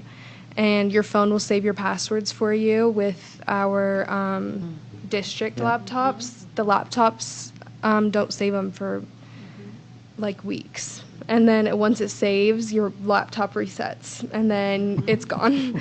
And so your passwords, you have to log in. It takes an extra 5 minutes every single time. And so pulling out your phone, you have your passwords, you're instantly in. It's a lot easier to use. And then there are classes where I would listen to music the whole time, like language arts when I'm reading. I prefer to listen to music, so I'd put my headphones in, listen to music that entire class. And when I'm walking to the hallway, sometimes I'll listen to music. So it's just there's so many different reasons for so many different people that it's hard to figure out where we need to draw the line and where it becomes an unacceptable reason to use your phone. So I don't have an answer or even close to a solution because there's just so many different factors. Thank you. I could chime in again to dovetail on on what you were saying, Board Member Bate, about just some of the practical uses and elements of safety. And Superintendent, I know we've gotten reports on this in the past, but we have the Safe UT app. And I know in my experience on this board and working in schools that it can be a lifesaver, for our students. And I can think of a number of instances in my 5.5 years on the board where I believe it saved lives. And I'm wondering if we can include that report. I'm assuming it's somewhat easy to access through the app, Dr. Hall, and Superintendent, but it would be nice to know what kind of activity and interface we do have with the Safe UT app and how it still benefits students. And I just think it'd be good information to have as we continue to have this discussion and ultimately decide, where the board and our schools land on this. Vice President Williams. Yeah, I appreciate my colleagues' comments, and Josiah, thank you for giving your perspective as well. I think it really comes back to, and I cannot remember who said it, but someone talked about the digital literacy piece and being responsible with the tools that we have. I really don't think it's a black or white issue when we talk about this topic. I actually read through every single comment, and my eyes were very tired reading through those, but I did read through every comment, and there are some polarizing opinions, and there are some that are, very neutral. I think, Nate, you mentioned yes, and I think that's kind of the approach that we should be thinking about this. Yes, there are distraction problems with cell phones. There's also benefits to that as well. And speaking to what Mohammed said, I think the safety piece, and that goes both ways, safety in terms of an emergency, safety in terms of what folks are accessing on their phones as well. But I think as we continue to explore this further and, down the road make a decision about what our policy is going to look like, I think it's beneficial to kind of find some middle ground. Board Member Sika, do you have anything that you'd like to add? Oh, no, I'm that parent where No phone. well, my sophomore just barely got a phone, and she only got a phone because she's a hand-me-down child. So the older sister graduated, now she's on a mission, so now she gets a phone. It's not, those things are privileged in where we come from. Sometimes it may look like it's not a privilege, but in our household, it's a privilege. And so I think agency matters to me. And so I feel like these kids deserve their agency, but with the intent of education, not ignorance. And so that's what I do with my children is, hey, you get this privilege, but this is why you get this privilege, and this is what it's used for. And hopefully and prayerfully that this child goes on and makes these correct choices. So far, I haven't got a complaint from a teacher telling me that my child is, distracted with her cell phone, but I think these kids, they have good heads on their shoulders, so I love it. Yeah. Thank you, Board Member Sika. Superintendent, I want to put you on the spot a little bit. I'm sure, knowing that this is a hot topic across the state, especially with the governor's, beliefs and kind of his direction, or at least his desire of what direction would look like from a state level. I'm sure you're talking with superintendents across the state as well. And then, of course, in your interface and work with Dr. Hall and Ms. Kindle about the survey and what you're hearing from board members and parents, what are some of your thoughts on this survey data and how we might approach this moving forward? I think the most difficult piece of the survey was the disparate voices of parents. Because I think in order for this policy to be successful, we have to be in collaboration with parents. And parents have different needs. And because of that, I think we're a little bit stuck in a policy that can't be perfect one way or the other in completely banning them because parents want their children to have them, or completely allowing them because other parents don't want their children to have that kind of constant access or use of these phones. So in some ways, we're in a tough position. It feels to me at this moment that there isn't a perfect answer in this. I sense that it's something that we continue to just work out, almost school by school at the high school level, as they try and navigate the best way to use a technology that none of us have figured out how to master, and we are its slaves in ways. So I think it comes to that. What I would like to be clear about is what the district policy is and what each school policy is, so that that can be upheld. I worry that we put teachers in very difficult positions of trying to navigate that push and pull from parents and from students and from us about policy, all showing up in their classroom, and they have to particularly police it. All of us know how hard it is to police somebody else's cell phone use. And in that way, anything we can do to simplify the structure within classes, I think, is beneficial.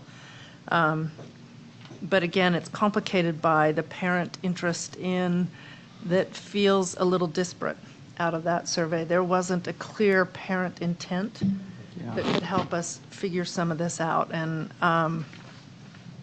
maybe in the coming years as we get a little better at handling cell phones ourselves. But right now, I do think school by school, but then I think within the school, there has to be a coherence around their policy. Otherwise, one teacher's got one version and another teacher's got another version, and that always makes it difficult for teachers, I think. And I think I'd just like to piggyback off that is in terms of that is sort of the expectation of the policy. I know Board President Salazar, you indicated that it's hard to have that disparity between schools, but the beauty of that also is allowing schools in that community to decide what that community's values is in relation to cell phone usage at that particular school. I mean, that's one of the, to make that analogy to the dress code, what certain communities think is appropriate at one elementary school, at one school versus different ones versus middle schools, it's really getting that parent and stakeholder input from that school community to say, this is what our values are for this particular school, this is what our school rules are going to be, and then having them consistently applied and inform all the stakeholders. And then, as Dr. Hall mentioned, that teachers need that support, that enforcement is going to be consistent, that everyone knows about it, but they also have buy-in at that community. And I think that's, that has value as opposed to a top-down from the district. We're going to make this rule for all schools because different communities feel differently about how they should be implemented. And I think that's what we were seeing in the open responses, right? And it allows those schools to make the choices for their students based on that community. Board Member Anderson. And this is why I think the conversation needs to be about technology, not phones, because we don't let school community councils, for instance, decide their school is going to be a Mac school. And some of them would. And we don't let elementary schools decide we want to use Google Classroom because it works. So if we're going to let people decide about this, then we need to have greater options for technology district-wide, because people are using their phones to supplant our technology gaps.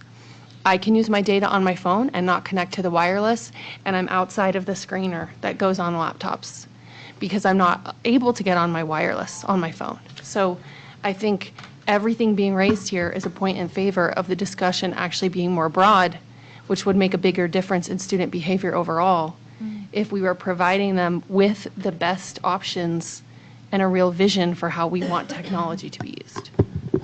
Member Swim. I'm just going to echo what Ashley said. I think that sometimes we get this myopic view of something, and there's more to it than just that. And so I think that, as the superintendent also said, that we need to make sure that when we make these decisions or when we have these discussions, that we're bringing everything to the table as much as we possibly can. Because I agree, I think the technology conversation is probably what needs to be at the top, and then you go down from there. Because, there's a reason why we see cell phones being used at different, levels in different schools and different opinions. So I would just hope that as we go forward, that we continue to do that, not just with this issue, but with other issues that we're facing too. Board Member Jensen, I kind of want to ask you a question. Okay. This is something that's very passionate to you, like I Mhm. mentioned previously, and it's something that your constituency has brought to you specifically. And you've shepherded this, through the process up to this point. After seeing the results, after hearing the discussion from the board and from the superintendent and Ms. Kindle and Dr. Hall, where are you at, and what kinds of recommendations do you think you would make to the board about how we move forward? Well, thank you, Nate. I appreciate that. I wanted to make sure before I tried to interject that everyone had an opportunity to share. And I can relate to those concerns. When this was brought to my attention, I'm not just saying that there should be a complete ban, but what I was saying, and as a member of the policy committee, we need to understand where we are as a board on this. When Board Member Anderson is saying it's a technology question, I think that there is a technology aspect to it, but I also think that there's a policy aspect to it, and I also think that there is an equity component to this. And that was one of the reasons that I brought it up as well. I am anxious that we have students in classrooms that their parents have made decisions that they are not using cell phones in the classroom. So those children, yes, they have cell phones, but they don't have access to them in the classroom. Then there are children in the classroom that, because of economics or whatever the situation is, they do not have access to a cell phone. And to me, when we start talking about educational opportunities, one of the things that we have in our creed is equity. And I don't think that you can just gloss over that. So when we look at it on a community level, and when Christina or General Counsel Kendall is giving the example of dress standards and those things, she also refers back to the part where there is an overarching, well, for lack of a better term, guardrail, guidelines as to, okay, it has to fall within these parameters. And for me, that's really important. When you get to all of those comments, I read through those comments too, and the thing that I saw over and over was consistency. Whatever it is we do here, we need to figure out how it's consistent.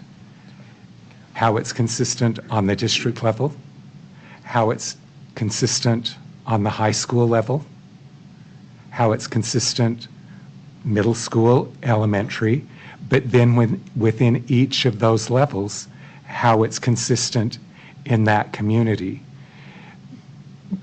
Superintendent Grant brought up another reason that I brought this to the board, and that is the teacher lens.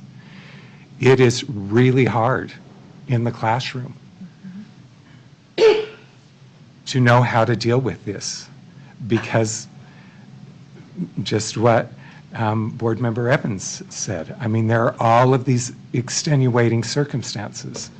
So then that teacher now has to be this judge of, there needs to be some direction on how to approach this so that those teachers are not spending their teaching time trying to mediate cell phone usage. In response to Board Member Sika, when she was talking about privilege, I think that that's a part of the consistency conversation. Because if we look at it as okay, cell phones are a privilege in how you receive your education. If you have not used those tools properly, you lose your privileges. Thank you, Board Member Jensen. Well, we've come to a unique point in the conversation. Oh, can I just, because to me, what I think that we do have to do is we have to have a further discussion, or so that, I mean, Bryce and I and Jenny, we sit on that policy committee. I need some direction as to where we are on this particular topic in board policy. Yeah. That's kind of where I was getting at, Board Member Jensen, is we've come to a unique spot where I don't want to say there's differing opinions, but there's a lot of insights from board members, from the superintendent, from the expertise of Ms. Kindle and Dr. Hall that kind of leave us in a position of seeking balance, of very similar to what we're hearing from the parents in these comments, because I was kind of whispering to Bryce that it's kind of all over the map. What we're reading in the comments, there are elements of consistency that I saw that is why I made my comment, but it'd be nice to have some direction. And the only recommendation that I feel like would make sense is to, one, sit with it, but also have the policy subcommittee go back and kind of have the conversation there, maybe in a smaller focus group. If there's individuals that could be a part of that conversation, from a building perspective on what kinds of technology elements need to be boosted up or added, or is this a policy thing, and then come back to the board and let us know how that conversation went and maybe some recommendations on how we move forward. Board Member Sweat. So I have a question. What the end thing that maybe, and I'm just going to make an assumption, okay, because I'm not positive, because I agree, it's kind of been all over. Yeah. Is the end goal to have a policy that has flexibility for site-based decisions? Or is the end goal for the district to set a policy that doesn't add as much flexibility about cell phone use at all the sites? Can I respond to this? Yeah, okay. absolutely. I think that it's really the board that needs to give that direction to, we need to look at this as a board and tell the policy committee, okay, you gave two different approaches. How do we as a board want to approach this? So as I'm thinking about my years on the policy committee, that what was always helpful, was when you get the direction from the board and then you go in with Ms. Kindle, is what's always been helpful for me was to have multiple policies that she gleans from other districts, or and even from out of state, which we saw recently at our conference. That this is something that's going on, state, nationwide. That's helpful. And she could probably, recount a couple of those policies where we did that, where we looked at multiple ideas. And sometimes it's pieces and parts, right, of things that we glean from.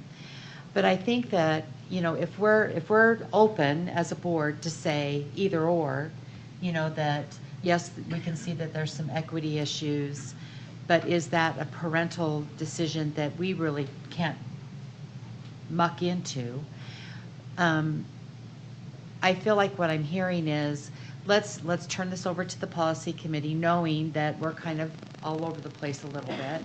Look at some of the policies that are out there right now that are in place, but also at the back of our minds, think about how does technology play into all of this? Because, there's a part of that too. Oh, yeah. So for me, I would feel comfortable saying, to have Ms. Kindle, start the conversation with you as a policy committee by looking at what's there now, what we have, and then what else, has been offered, or what other districts have already, tackled. Because it seems like we're all at different varying, right? Did you kind of get that when you guys were talking to colleagues from across the United States? It's all varying different, of what they want to do. And then hopefully as you guys work through that, you'll be able to come back and then we'll have a further discussion. Okay, report back? Yeah. Okay. I mean, I feel comfortable with that, Nate. Yeah, me I mean, too, I and don't know I- if everyone else does, but. And I think it keeps the discussion rolling. Mhm. And Superintendent, I also think it'd be nice to hear, we have, both SLEA and SLOSA representation here in the district, and it'd be nice to hear what they might have to say about some of the various examples or options that the board will be discussing as well. Glad to hear what SLEA and SLOSA have to say on this. It would be appreciated if you wanted to write that up or share that with us somehow. Well, and then can we take it one step further? Please. And say that Parents. once we start having these discussions, obviously our parent point is our PTAs, PTOs, and our SECs. Mhm. Okay. Superintendent and Dr. Hall, Ms. Kindle, do you feel like you have solid direction to move this to the next phase and we can bring it back to the board? Everyone's looking at me, I got it, yep. All right. Thank you. Perfect. Thank you, Thank you Ms. for the Kindle presentation. and Dr. Hall, and thank you, board. That was a really good discussion on a very important topic. Okay, moving to our discussion agenda, we have 4 items here. Moving right along, the first one is the 2024-25 school land trust plans. Superintendent, do you have a representative to introduce this? Yes.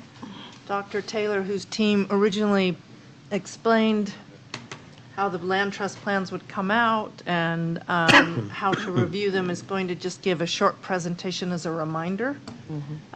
So you have that in hand as, I believe you have that access to the plans? Yes. And so just a reminder about the review and the due dates on that. Great. Thank you, Dr. Taylor. Good evening, everyone. Good evening. Good evening. Let's give Sam a minute to kind of tee up.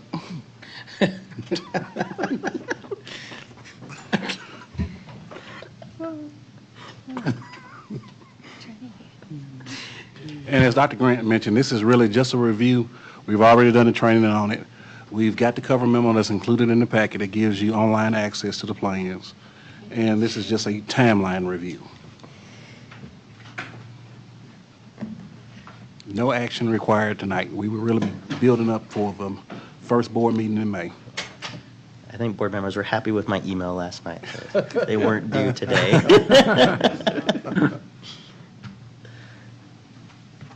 Dr. Taylor, this is so much easier to navigate than the huge packets that we Yeah. used to, you know, all the paper that we used to have to go through.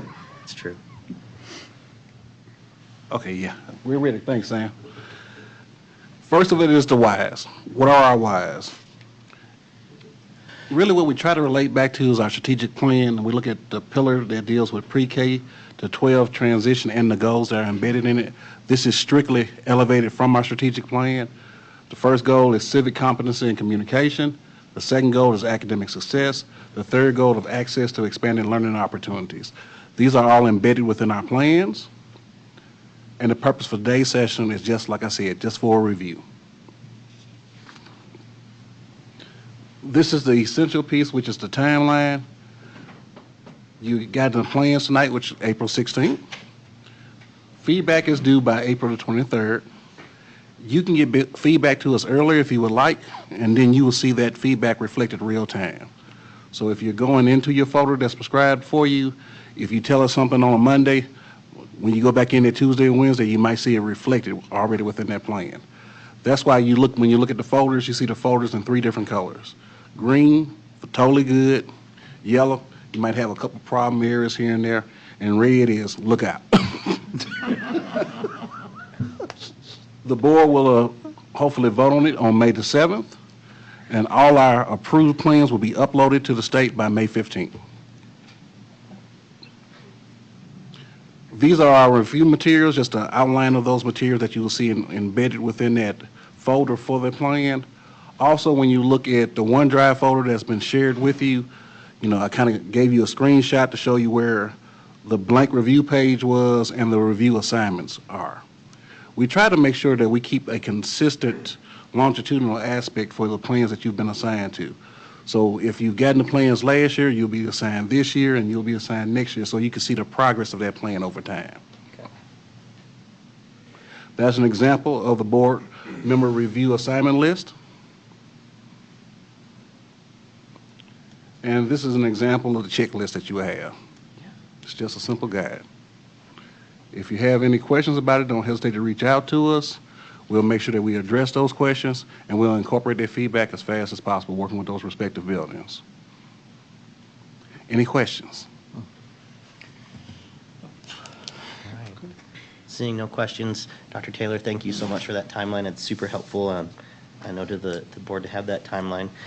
So board, we have just a few short days in reality to get through these plans, and Bryce and I will make sure to send a reminder out to everybody before the 23rd to make sure that we have that on our radar and are getting those accomplished. Nate, I just wanted to mention, Business Administrator Kersley and I were in St. George this week with all the other superintendents and BAs to discuss recent legislation coming out of this last legislative session. I mention it just because land trust plans came up as a topic that is often brought up in the legislature, and these questions about the use of the dollars in schools and such. I'm not putting an expectation of you on the review and how you look at that review, but rather a sense that this is a chance to become very familiar with these plans and knowledgeable about them, so that as we head into the next year or a next legislative session, you're just very clear about what they are and how they're used and what our schools are doing, and so can speak to that in case it comes up in those kinds of conversations in the months ahead. So just wanted to raise that as an extra benefit of doing this, is not only the review from the board's perspective, but also the learning about the process and what the plans actually are. Thank you, Superintendent. Thank you, Dr. Taylor, and I think you're going to stay right there for the next agenda item, which is the Weapons Detection Systems Survey Summary. I think I can take a bid right now. We're going to have questions about this one.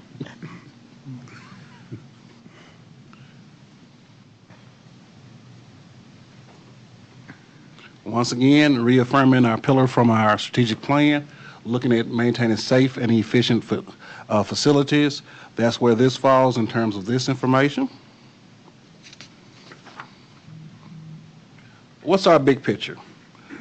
When we look at our weapon detector systems, they've been installed at all our comprehensive high schools, even to the point of now Horizonte has one set of our weapon detectors.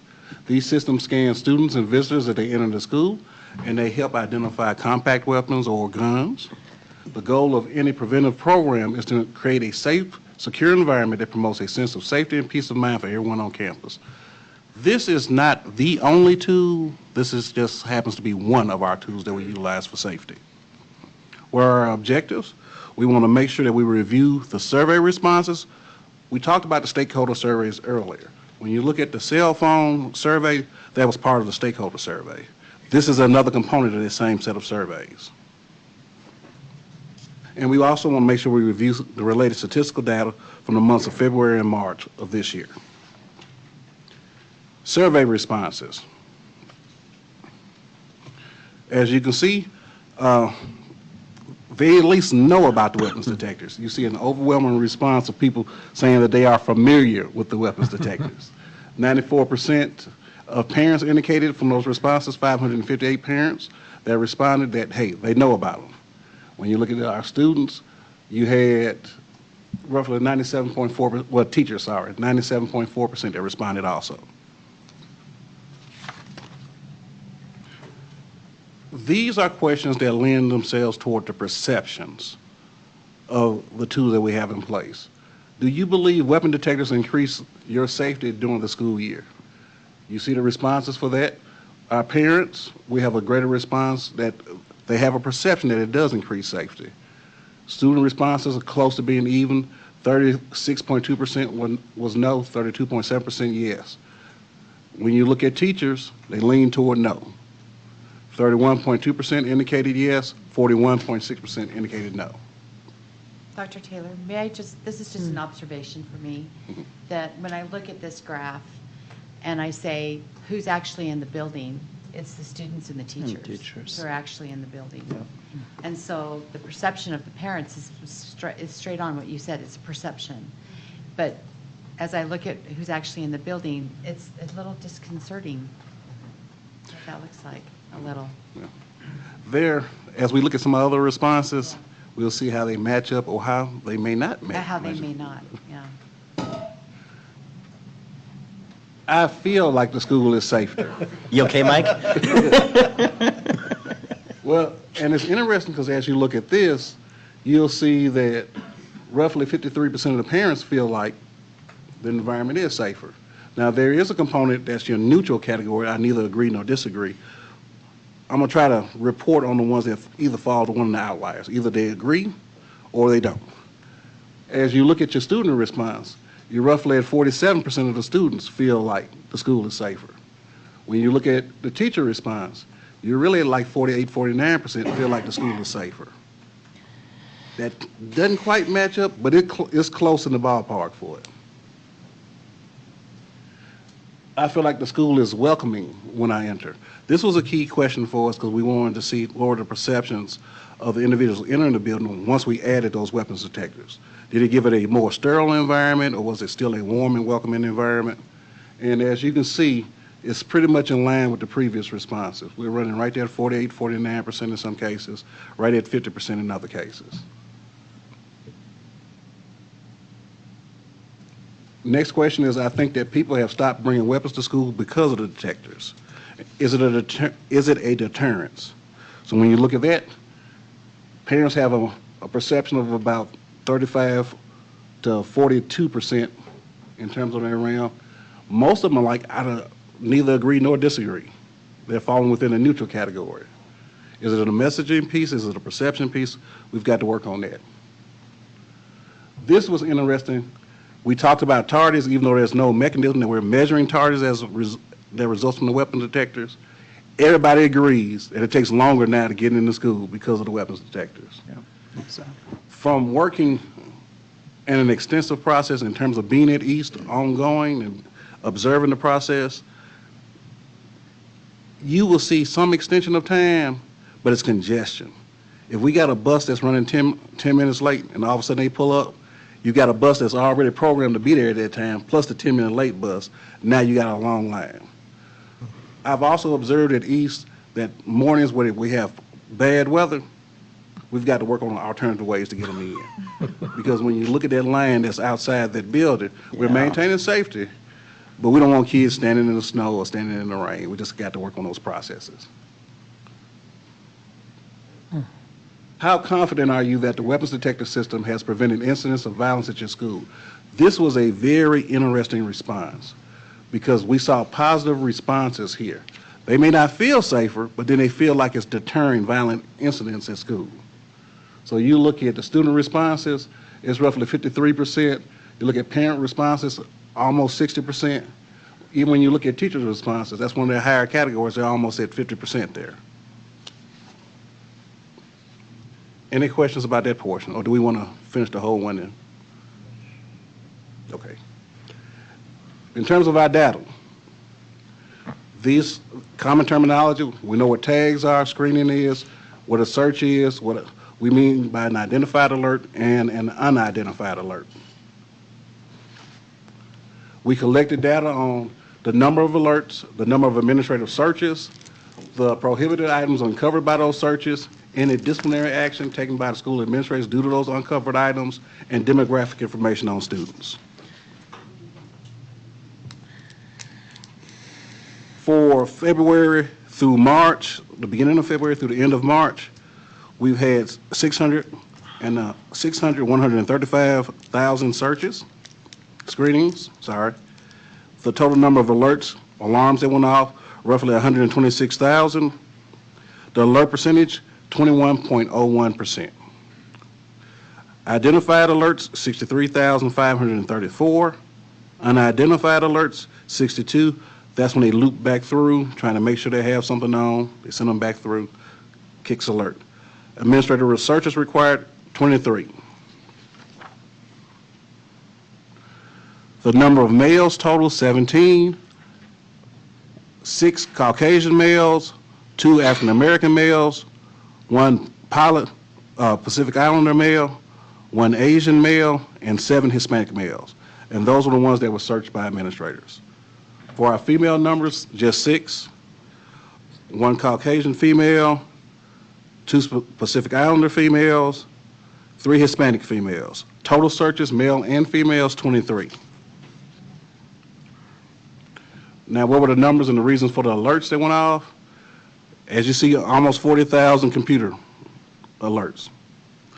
But 9 other of those are things, when you look at categories like the binders, metal that's in the backpack as part of the backpack itself, roughly 22,857, 763 glass cases, 331 umbrellas, 7 pocket knives, law enforcement, SROs, support, adults with weapons, 295. Other items that were uncovered, canisters of mace, pepper spray, vape, unapproved scissors, that was a new one for me, prescription medication. I had to go see that one. What do you mean by unapproved scissors? But okay. Alcohol, 1 confetti cannon, spray paint, pocket knives, a couple of lighters. The disciplinary actions, we had 2 kids that ended up getting suspensions, and that was for marijuana vapes. And it was 1 male Caucasian and 1 male Hispanic that got suspended for having marijuana vapes. And any questions? Board members, that's another survey with a lot of different results. And Christy, you pointed out that there's some unique disparities and correlations in what we're seeing in this data. So board members, I'll open it up to questions. Board member Anderson?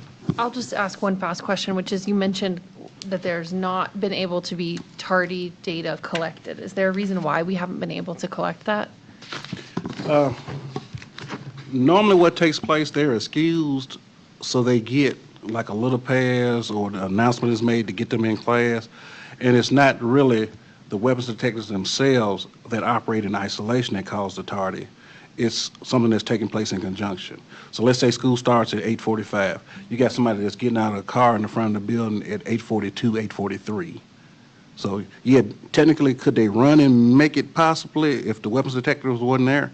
Yes, but I thought they were going to still be late, or they're late because of a bus, and then we still work it out. So we have to find a way to isolate that information to be able to determine if it's just the weapons detective that's causing the target. Okay, everybody, we good? Okay. Board member Evans? That was my second question. Oh, okay. Thank you. Board member Bailey. In regards to tardiness, it would be great to have like a comparison of like what we have right now and prior to weapon detectors.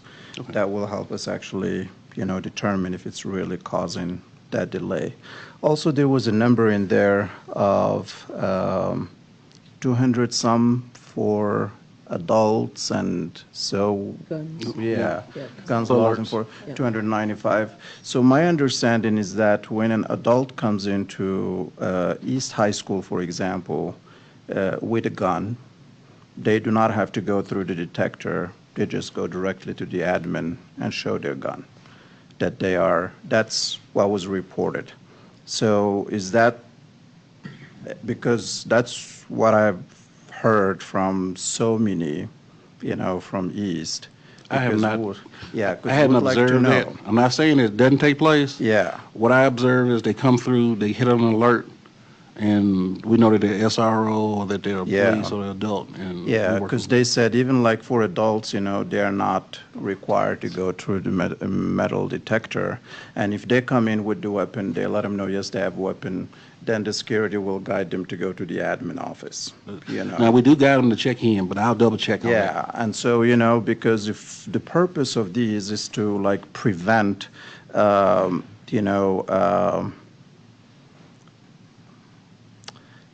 weapons in school or crimes or so, I mean, if some crazy person would go in, I'll start with the admin, that would be, counter. It really is. So, and also I do notice that like students and teachers are the ones who are at the buildings. They are the ones who see what's happening exactly. And it appears like unanimously they all see that there is an issue with tardiness that's affecting, students' arrival on time. And also the issue with, whether they feel safe or not. So, this is just something that we can think about us as a board because this is, it was brought up earlier. We spent, $1 million+ on weapon detectors, and yet we're still dealing with the health issues of vaping and smoking in the bathrooms and so. Just food for thoughts. Vice President Williams, you had your hand up, or was your question satisfied? Well, maybe I'll ask it. I think I was trying to seek clarification on Board Member Bade's question, but correct me if I'm wrong, adults do not have to go through the detectors if they are entering the building. Is that correct? That's what I've observed, is that adults come through the weapons detectors. So I will follow up on that and say I have gone to observe a couple of times, and there's been at least 2 times I did not have to go through the detector. They're scared of you. No, just given full transparency. Yeah.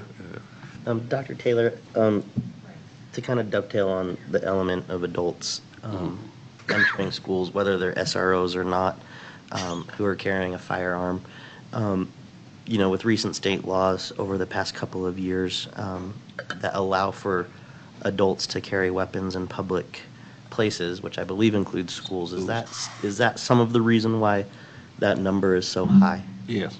Yeah, I would definitely say that.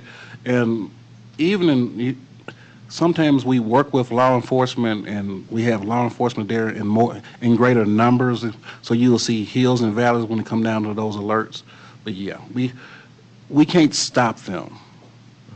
We try to be knowledgeable about them, but the law ties our hand when it comes down to that. Is there a breakdown of that 295 number of how many aren't SROs? I can find out. Yeah. Okay. It's just a general category right now, but we can always dig deeper. Okay. Thank you. That's great. Any other questions for Dr. Taylor? I do. What does it look like on school campus outside prior to going into the school? Kids could easily leave weapons in their car or start fights outside. They don't have to, have we had... They can hide weapons in bushes. We've had an incident where it was not geared toward harm for another person, but self-harm. The individual bought a weapon. They didn't bring it into the school. They had the weapon in an adjacent building. And it just so happened that through the relationship with the Palo American security guards, that was brought to our attention because the student displayed some observable behaviors that we were able to highlight on. And the building level administration did a great job of walking it down, investigating, and then locating that weapon. So the safety pertains strictly to the inside of the building? Yeah. And so what do we do on the outside of the building when there's breaks, lunches, kids are sitting on the lawn? What's the procedure? Who do you have to look over them? Yeah, same staff doing the regular process. Those buildings have to provide coverage in those locations and make sure that we have adults that provide adequate supervision in those respective locations. We work diligently with our Palo American security, with our student advocates, and with our staffs to do so. There are some cases I've observed schools to where they work with the Palo American to cover the uncovered doors. We have doors that are supposedly secured, but they don't have weapons detected at them, so kids are not supposed to come in. You got to keep an eye on those doors, because if you don't, people will open those doors and let people in. So it just really depends on the needs of the building and how their staff is being employed for that. So are you guys determining that we did a good decision, or was this? Well, okay. Interestingly, and I'm not reflecting on the decision because that's not my role. My role is implementation. I looked when the discussion came up during the spring window. I looked at the 5 schools, and we've had a lot of school districts that have had these type of shootings, but there have been 5 major ones: Columbine, Sandy Hook. When you look at the last one, was Oxford High School in Oxford Township, right outside of Detroit, Michigan, to see what they did after the shooting. How did they respond after these shootings took place? And they all have comprehensive plans in place, which includes some type of detection process. When you look at Oxford, which was the most recent one, They have the Evolve systems in place, but they also have the software in place that if you works with the school camera systems, they can identify bulges in pockets and stuff like that. So that's a background. Not saying that we're going to have any recommendation to move in that direction, but they all have a comprehensive plan where they're not overly reliant on just one item. And one of the major foundations for their plans is collective responsibility. Everybody working together, moving toward in the same direction, understanding that we all have a role to play in safety. And that's where we've got to grow and develop to. Teachers have a role to play. Students have a role to play. Parents have a role to play. Our administration has a role to play. Our weapons detectors are not the end-all, be-all. They're just going to be one piece. If you have somebody who wants to work around them, they will devote enough time to work around them. But that's in any case that we deal with. We just want to be as prescriptive and as protective as possible. So that's political ease for not answering your question. Sorry. Thank you, Dr. Taylor. You're welcome.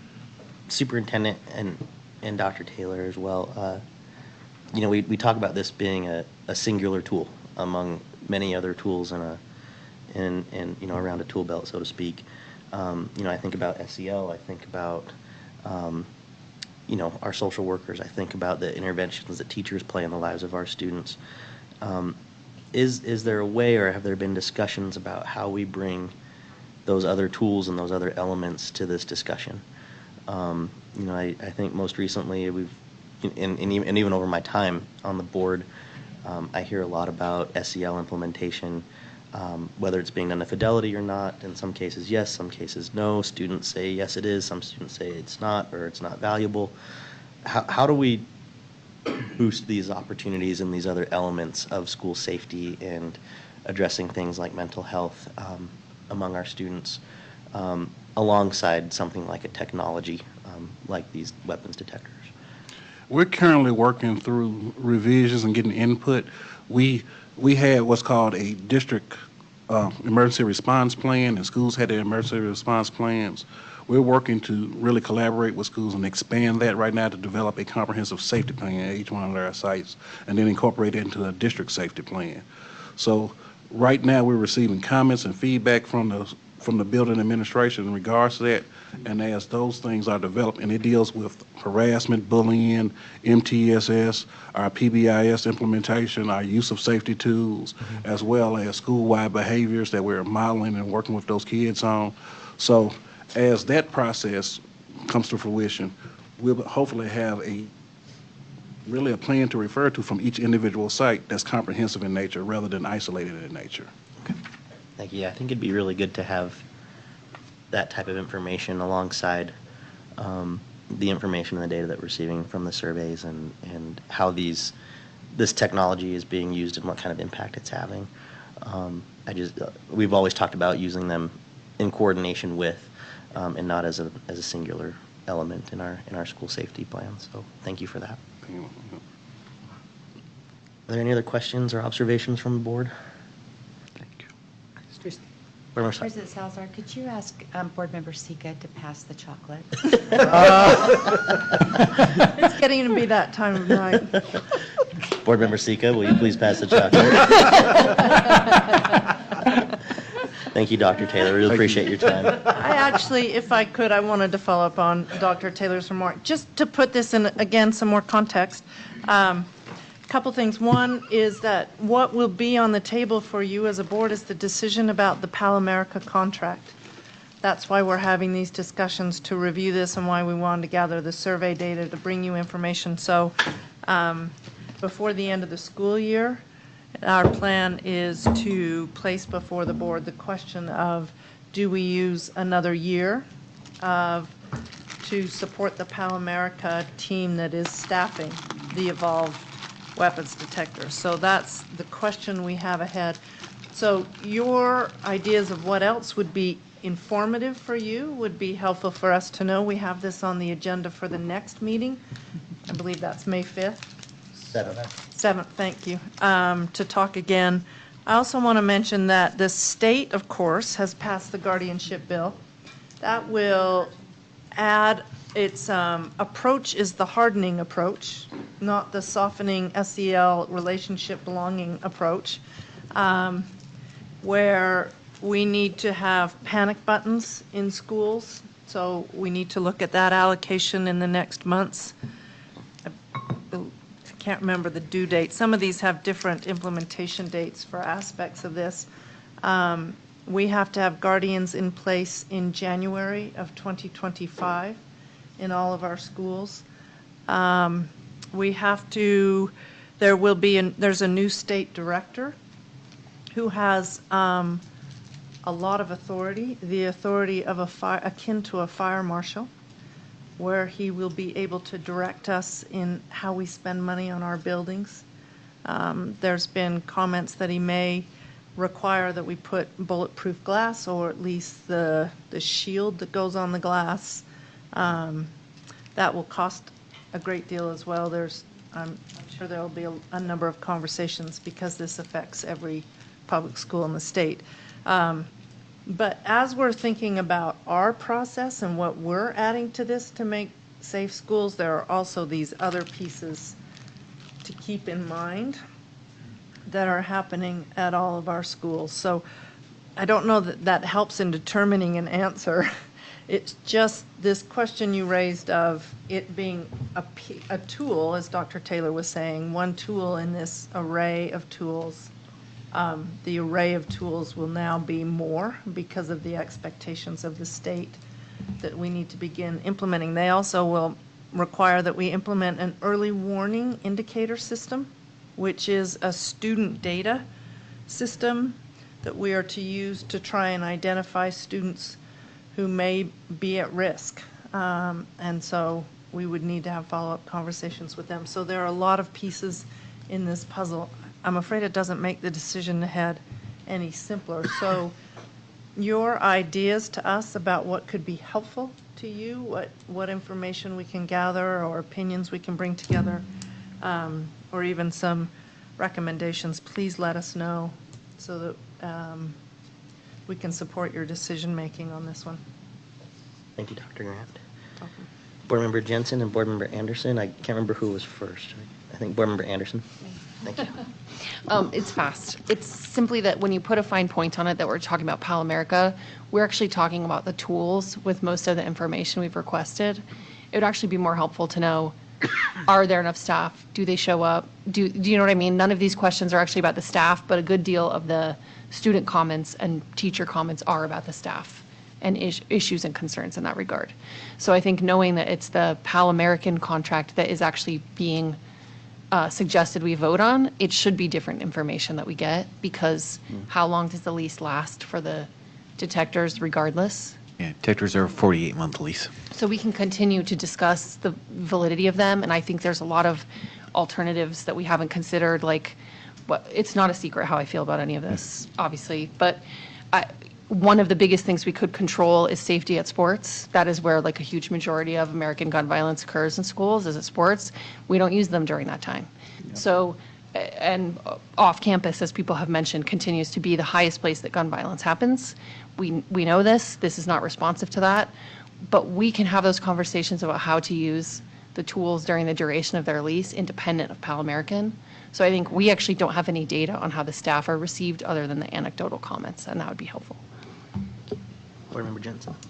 That was the question I was going to ask. To me, if we're going to be looking at that contract, we need to know those.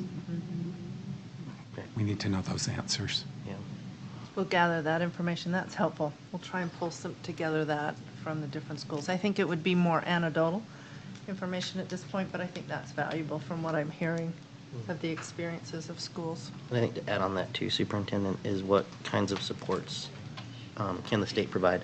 I know there's different opportunities through grants and potentially even through most recent legislation that I think should be included in the discussion as well.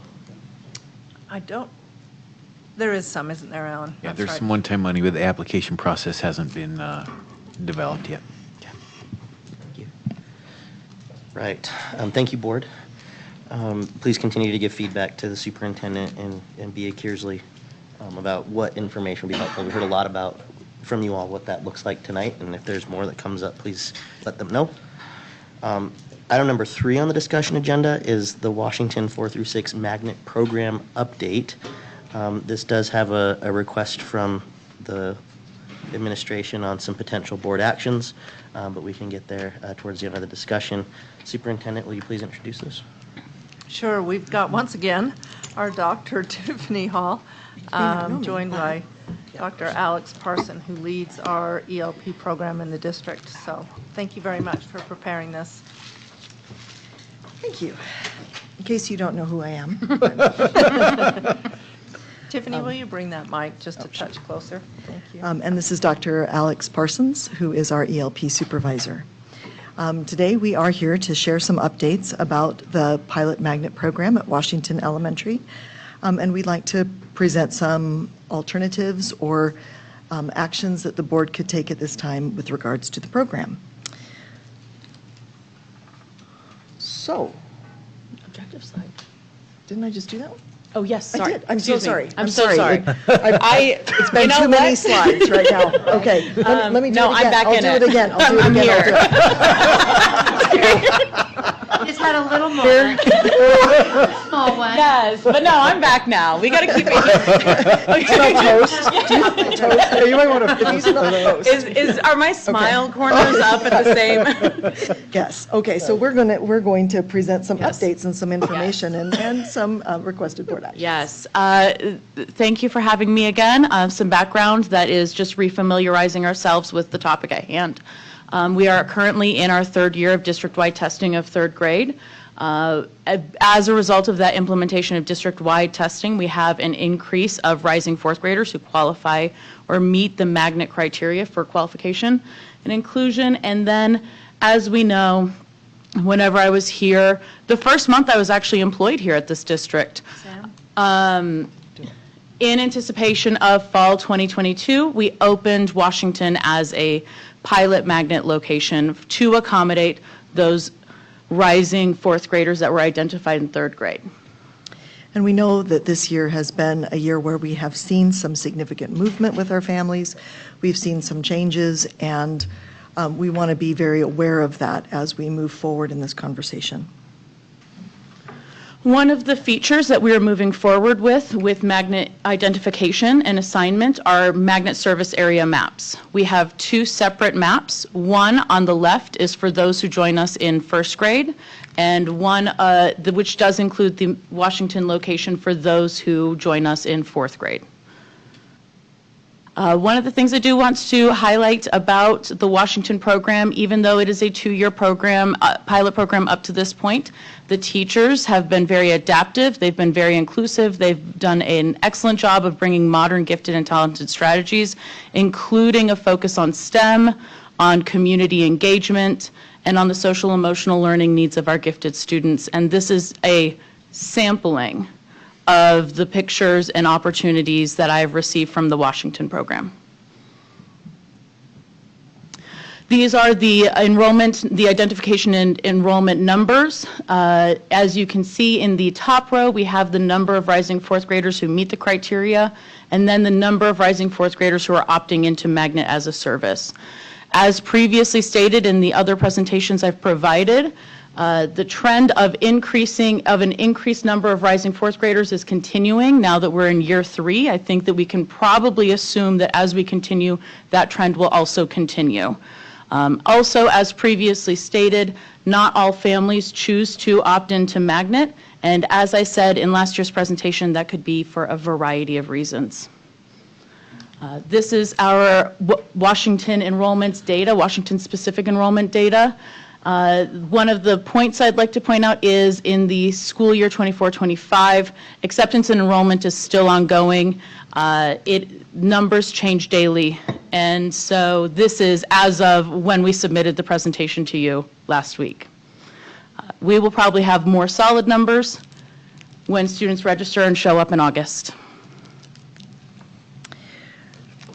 So we know that we have had, as I said before, a lot of movement this year, and we are moving through transitions with our ELP programs as we settle in new locations. And at this time, we believe that the board has a couple of choices. And one of the first ones would be to establish Washington as a 4-6 magnet site. We see the trends of identification and acceptance that are increasing. We know that the board has always supported providing opportunities for students. Dr. Parsons and I were talking earlier this afternoon. She keeps notes on her interviews with parents, and she said that when a parent gets to, or a family gets to, a choice between attending Washington or their neighborhood school, in about 45 to 50% of the conversations she has with parents, the idea of it being a pilot comes up as a concern. We know that students, if they are going to move in fourth grade, would like to be sure that they have that opportunity to stay fourth, fifth, sixth grade before that transition to middle school. That is one of the challenges with the 4-6 program, is that there is that piece of moving into another school. But that is one of the choices, is to look at this and say, if we're continuing with third grade identification, and these are the trends that we see, that this would be a place where we could continue to provide services for our upper elementary students as they're identified.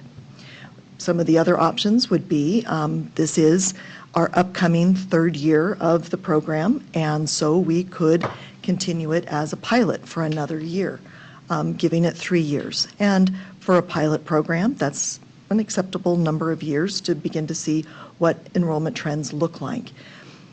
If we do that, we'd like to come back early next year. As Dr. Parsons said, our numbers really firm up around the first day of school. But then we can come to you after that has been in play and maybe have another conversation around what that looks like for the 25-26 school year. But one thing, regardless of the decision that the board makes about this pilot, is we would like to ask you to commit to a rolling phase out at any point, that if the program doesn't continue, that we are able to provide that continuity of services for our students and their families that have committed to Washington. Thank you. All right. Thank you, Dr. Hall and Dr. Parsons. I'll be honest, this is a tough one tonight, right? Because there's an element of time, and we're kind of under this element of, do we maintain this pilot program, or do we just completely let it go? I don't think necessarily the letting it go is on the table, or necessarily the wise choice for particularly the students and the parents and the staff at Washington. And I think we're quite clear and hit the nail on the head, so to speak, about early next year. If we are to approve this, I think one of the faults of us as a board and as an administration was that we didn't talk about Washington pilot specifically earlier in this school year. So I'm kind of torn between two elements of, I don't think it's wise to necessarily just let it go tonight, but I do kind of lean more towards, let's extend it again, but let's review it much, much earlier in the next school year. Any other thoughts or questions from the board? Board Member Sweat? Well, why don't we start with somebody else? Okay. Nobody asked my question. So, I'll also say that whatever the vote is tonight, I will abstain because I have a child in this program. So I don't feel it's reasonable for me to participate in that way. I do want to share some of the community feedback I've received for your reference, but you've received it as well. My question, however, is when you're asking the board to commit to a phase, like a grandfathering out, is there ever a threshold at which that wouldn't happen? Because one of the biggest criticisms that the community has received about the program, which you've given some reasons why that may be true, is the enrollment numbers. And if a program was grandfathering out and that caused enrollment to dip further, this is purely hypothetical, obviously, is there a threshold at which you'd say these classrooms have to consolidate or have to join neighborhood? Like, at what point would it be considered from the district perspective not sustainable to run a class? I think that although it is above my pay grade to decide what is the threshold to not sustain a class, one thing I do want to point out about the enrollment numbers that I think is a testament and a celebration of the Washington program is it is only 2 years old. That first class of fourth graders that are current fifth graders, those families made a commitment to something when it wasn't there. And that takes trust in the district. It takes trust in the process that although the enrollment numbers are not robust in the way that we would like to hope for, I think that we need to have a lens of graciousness in a place of change. I think that all of us in this room can feel what it feels like to be in a place of change, and those families were the ones who were committed to try to leap into it. And I don't think that we should fault those who don't feel like they can take that leap, but that could be a piece of the conversation that is missing in this, is that we haven't even completed our second year at Washington, and those are the numbers. And I think that that's a testament to the program. And I think one of the things that we notice too when we look at the Washington numbers is that they're consistent. I believe we've had one family move far from the district, but the district, or the families that have committed to the program at a higher rate than even our other ELP programs in the district, magnet programs in the district, they've stayed. So I think that's a really very, very good question. I think that if we were to do a phase out, I think that the families who have made that commitment would stay through. And is there a threshold where we would say, too low? Yeah, of course there is. I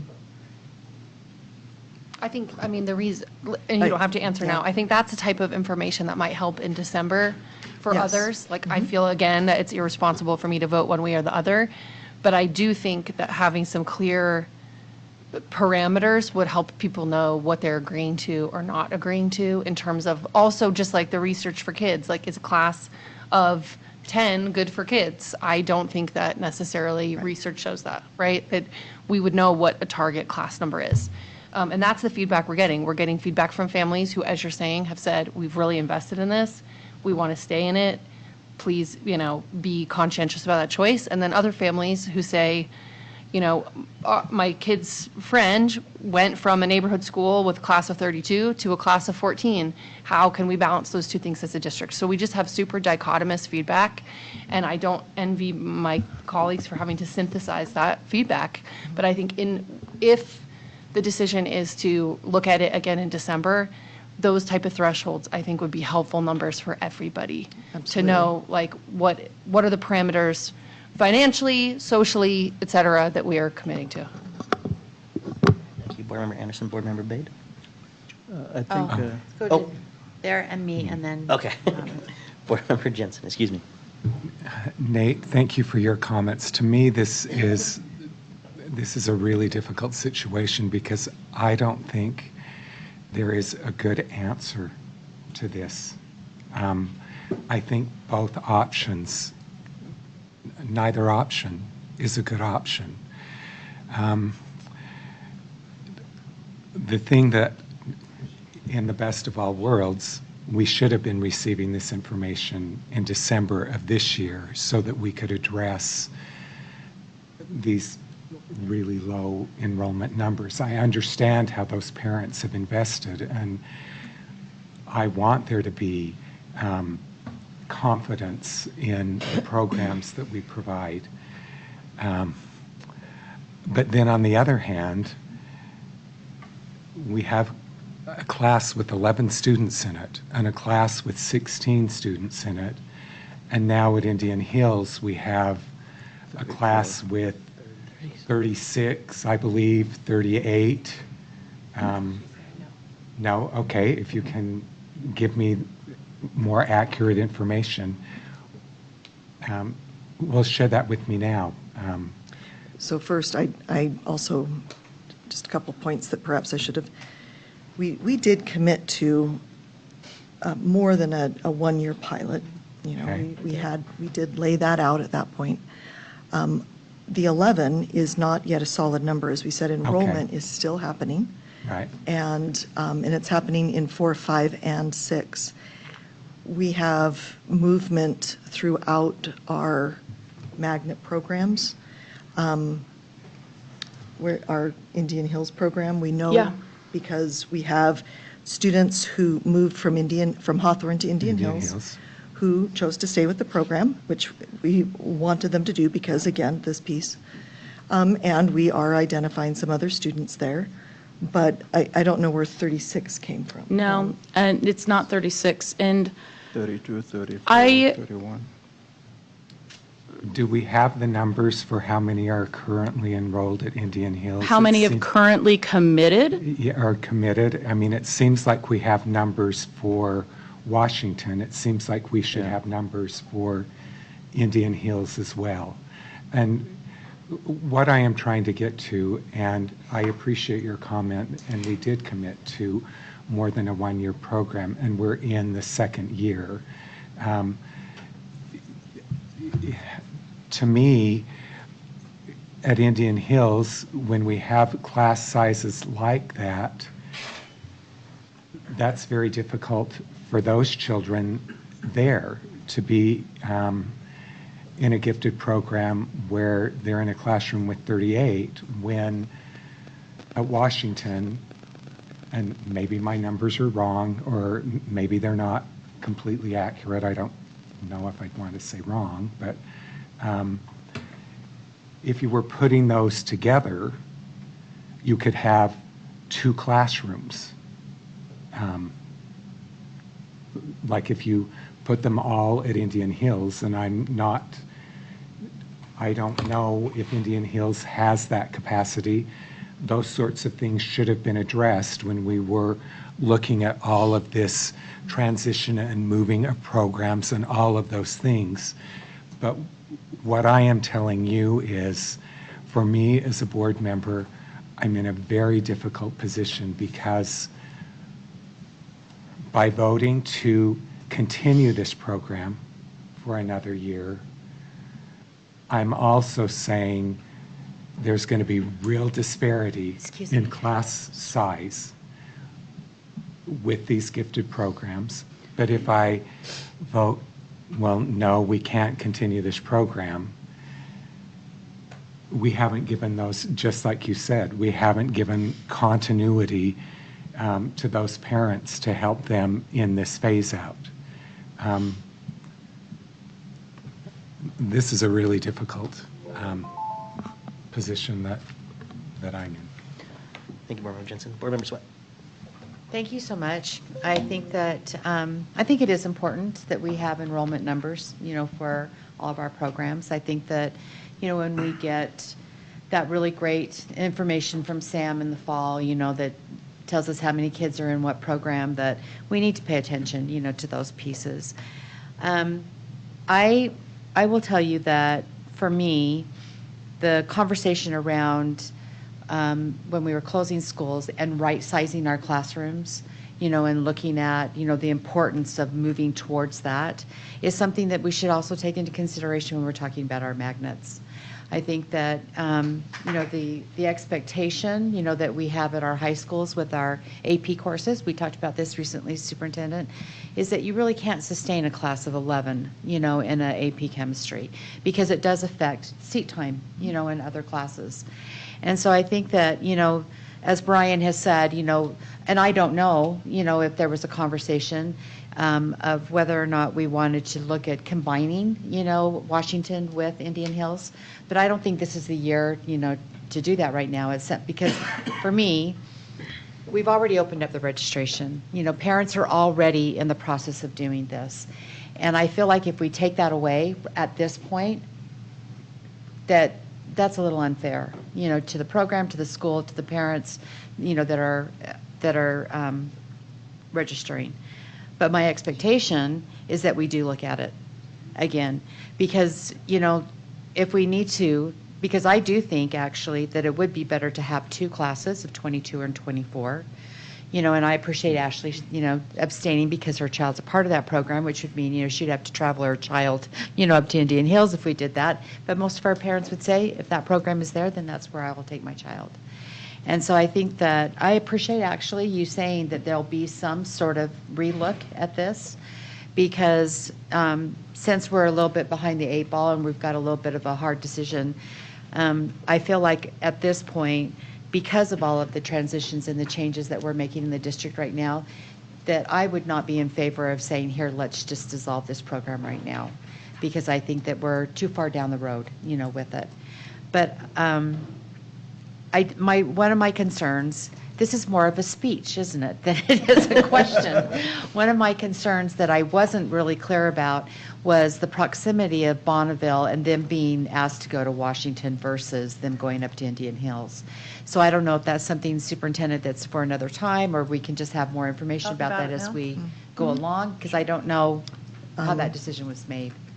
So one of the things that we were trying to do as we worked with the transportation department was create the most efficient bus routes. Okay. And when we asked the transportation department to map those and see, where, because from Bonneville, they would be bused to either of those two locations on the pickup and swing, or I don't know what the technical terms are for that, but those schools are the ones that would make the most sense to consolidate and shorten bus routes. To shorten the bus route. Which was one Okay. of our priorities. Which is boggling a little bit to me to think, that's closer, Indian Hills is closer to Bonneville than it is, to Washington.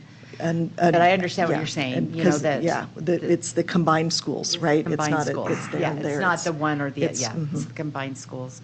But if a child wanted, if a parent wanted, a Bonneville parent wanted their child to go to Indian Hills, they still have that option to do that with the magnet program. Is that correct or not? We always have a transfer process Okay. that parents can fill out. The full reference is in relation to the ways to manage class sizes. That's the problem with spring. It seems like the theme of this meeting overall, not just my part, is we're in tough spots, making tough decisions Yeah. with communities that want very disparate things, and we're having to make district-wide decisions for all of them. And that's the problem with enrollment numbers and when specific numbers get thrown around. Like I said, the numbers of people who opt in and out change at this time daily. I check daily who is opting in and who is opting out. And people do that in the spring. They do it over the summer. But to be mindful of class sizes, that transfer process is something that's going to be addressed in later this spring, to be able to see, based on those who have opted in, how many through that transfer request can I reasonably let in, allow to have access to a specific location, to be able to make sure that we aren't in an oversupply of students in one particular classroom. That makes sense. Okay. So Superintendent, I don't know if this is really just my brain thinking too much, but one of the things I've thought about with this conversation, with the ELP, and then also just looking at the reports that we're getting about, the closing of schools and how we're trying to do this transition, I can't help but keep going back to the commitment that we've made to keep all of our employees. And that this has to have a systematic impact to us in some way, shape, and form. When you're looking at these magnet programs and all these, and we have this cohort of people that we have promised will have a job. So I don't know if that is if that's also a part of this conversation that we're not really vetting out. And to me, I think the board knows, I'm a fan of small classes because I know that kids thrive in small classes. I don't know if they thrive in 10, but I know that, that 20, but to 22 is a good number for especially the K through 6. So I don't know. I mean, that's just something I've been thinking about, and I don't know if that's something that has been a challenge for all of you.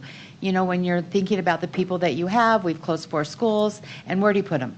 Because we've made a commitment to keep them. Not just where to put them, but where they can thrive. Right. Thank you for saying that. I take that back because you're right. They should be able to thrive and not just be put somewhere. So I appreciate you saying that and correcting me on that because that is absolutely true. They need to thrive.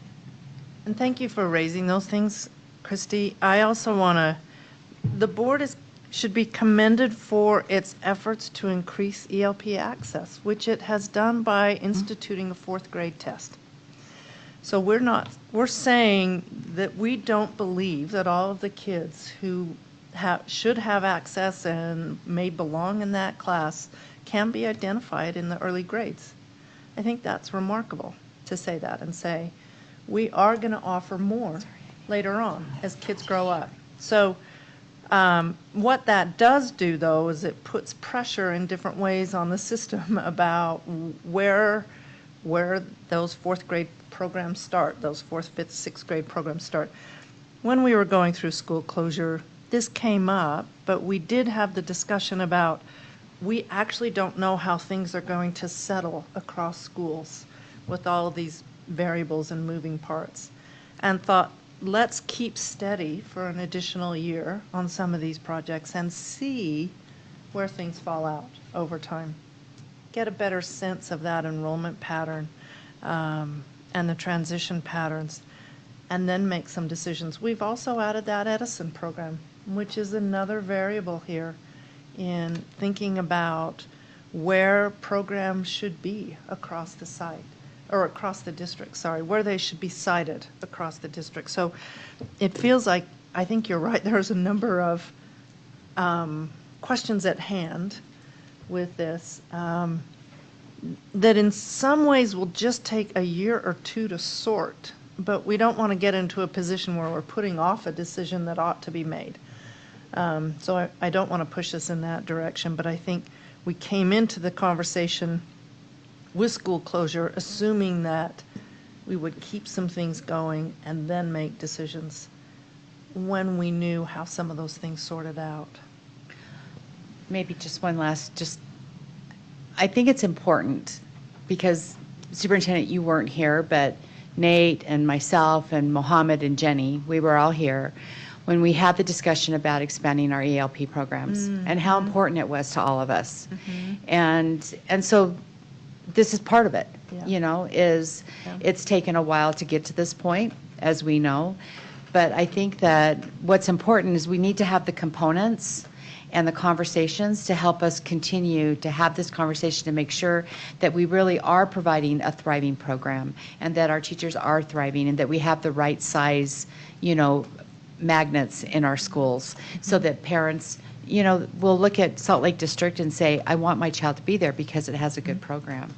And so just going forward, let's try not to put ourselves in this position again. Obviously, we don't want to be that, and just be a little bit more forward thinking, about how these decisions come to us and see if there's a way that we can maybe not feel as much angst as we are feeling tonight, but, to try and figure out how we take what Tiffany has said and Dr. Parsons, that we'll have a better system put in place to do an evaluation of how that looks going forward, because we want that. We want things in our schools that attract parents, but also keep parents.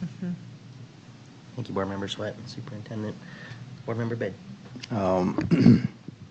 Thank you. I just have one question. Do we have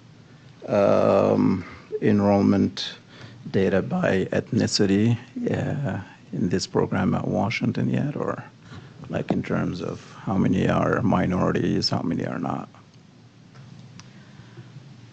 I don't have those specific numbers to bring forward with you today because the focus of the conversation that was asked of us was about the overall scope of the program and not the specific drill down. And so. But we could certainly provide them. Yes. We do have them. Yes. Oh, yeah. We do have the information. That are in the We just don't have it right in front of us right now. Yes. Because for me, that's like a big component. Okay, so because of low enrollment, we're closing schools in our district. And looking at this program here, last year or last time we opened the program there, I did not vote for it. I was opposed to opening it in Washington. And so I'm just looking like at a grade level, for example, 22, 23, 16, and then went down to 15. Now we are still at 11. Yes, the numbers will change, but I do not expect that to double, just looking at the trend of how it has been. So it is impossible for it. I mean, I would love to be proved wrong, at the end, that it's going to be 22 or so. Because the whole reason we are pushing for the program to expand is so we can maintain and honor equity. But right now, what I'm seeing in this one here, it would be interesting to be in that school and ask the parents who are like in regular programs and their kids, how many of them are in classrooms, and then ask them about what they think about the ELP classrooms, So there is a little bit of, not a little bit, really an issue of equity here when it comes. And it's not fair, one, to the teachers, for example, when we're going to have the enrollment over at Indian Hills. And, having a teacher to deal with so many kids, it is already tasking. Whereas over here, if we have a teacher with 15, 18, we will say, that is beautiful. That's like, being at a judge school or something like that, Would love to have every classroom to be that. I am talking about equity, when it comes to the program. If we're going to have a school with these numbers here, and teacher will have like 16 in the classroom or even 20, and then in the other classrooms we'll have teachers with 30, 32 or so, not even talking about the ELP here, just across the board. And we did talk about the importance of class sizing, is that right? Yeah. Right-sized schools. Right, yes, right-sized schools, and I'm going to add the classroom to that as well. So, yeah, because it is really, really important. For me, I just don't feel comfortable when I'm looking at the program for this period of time. Yes, it's going to take a little while, but right now, looking at this, it just does not give me hope that it's going to go up in terms of the enrollment, even with the way we are redistricting right now and the distribution of the program.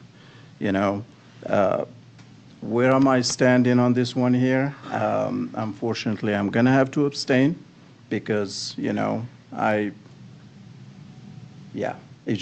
I do not feel right about it, personally. I really do not feel right. I'm like, thinking about like classroom where like kids are shoulder to shoulder, teacher like trying to manage, so many kids. And here you have this few students, literally speaking, enough breeze in the classroom, it's just not right. It just does not feel right to me. Personally, it just does not feel right. Yeah. Thank you, Board Member Beck. Any other I think, I'll just stop there. Just stop there. Board Member Sika, anything that you'd like to contribute? No. All right. Well, in the interest of time, because I know it is getting late and we still have another agenda item and reports, and the board does have to re-enter closed session. Okay, but can I just make one additional comment? Yes. I know that time is really limited. To me, it's good that you have in here that you're going to have this by December of next year. But you raised a really important question in my mind, and that is thriving. And it's really difficult for me to think about how those children that are in a 30-plus classroom, 34, whatever it ends up being, how they will thrive. For me, I really think that what we have to consider here too is the impact that this has on this program. You said that it's very fleeting, I guess, or it changes all the time.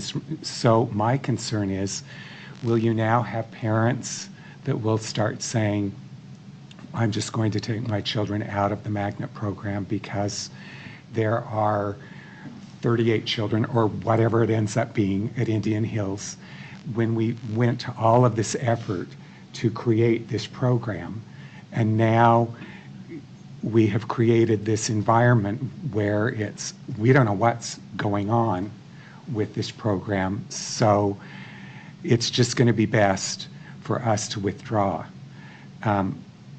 or take our children out of that particular program, because we don't want to move them to Washington because we don't know if Washington's going to be there. The challenge is there has to be continuity. They have to know what they can plan on.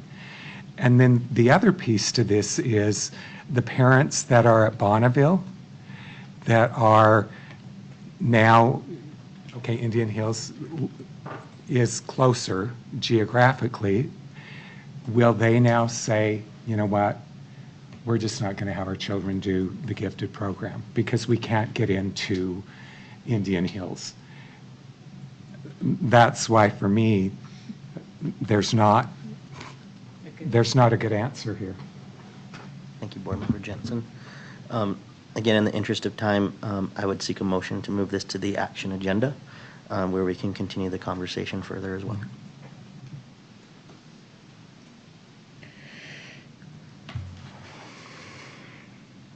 And make that motion. I move that we move the magnet ELP program at Washington to the action agenda. We have a motion. Is there a second? A second. Okay. We have a motion and a second on the table. Any further discussion? Seeing none, we'll start with a roll call vote with myself, President Salazar, yes. Mohammed, no. Brian Jensen, abstain. Christy Sweat, yes. Bryce Williams, yes.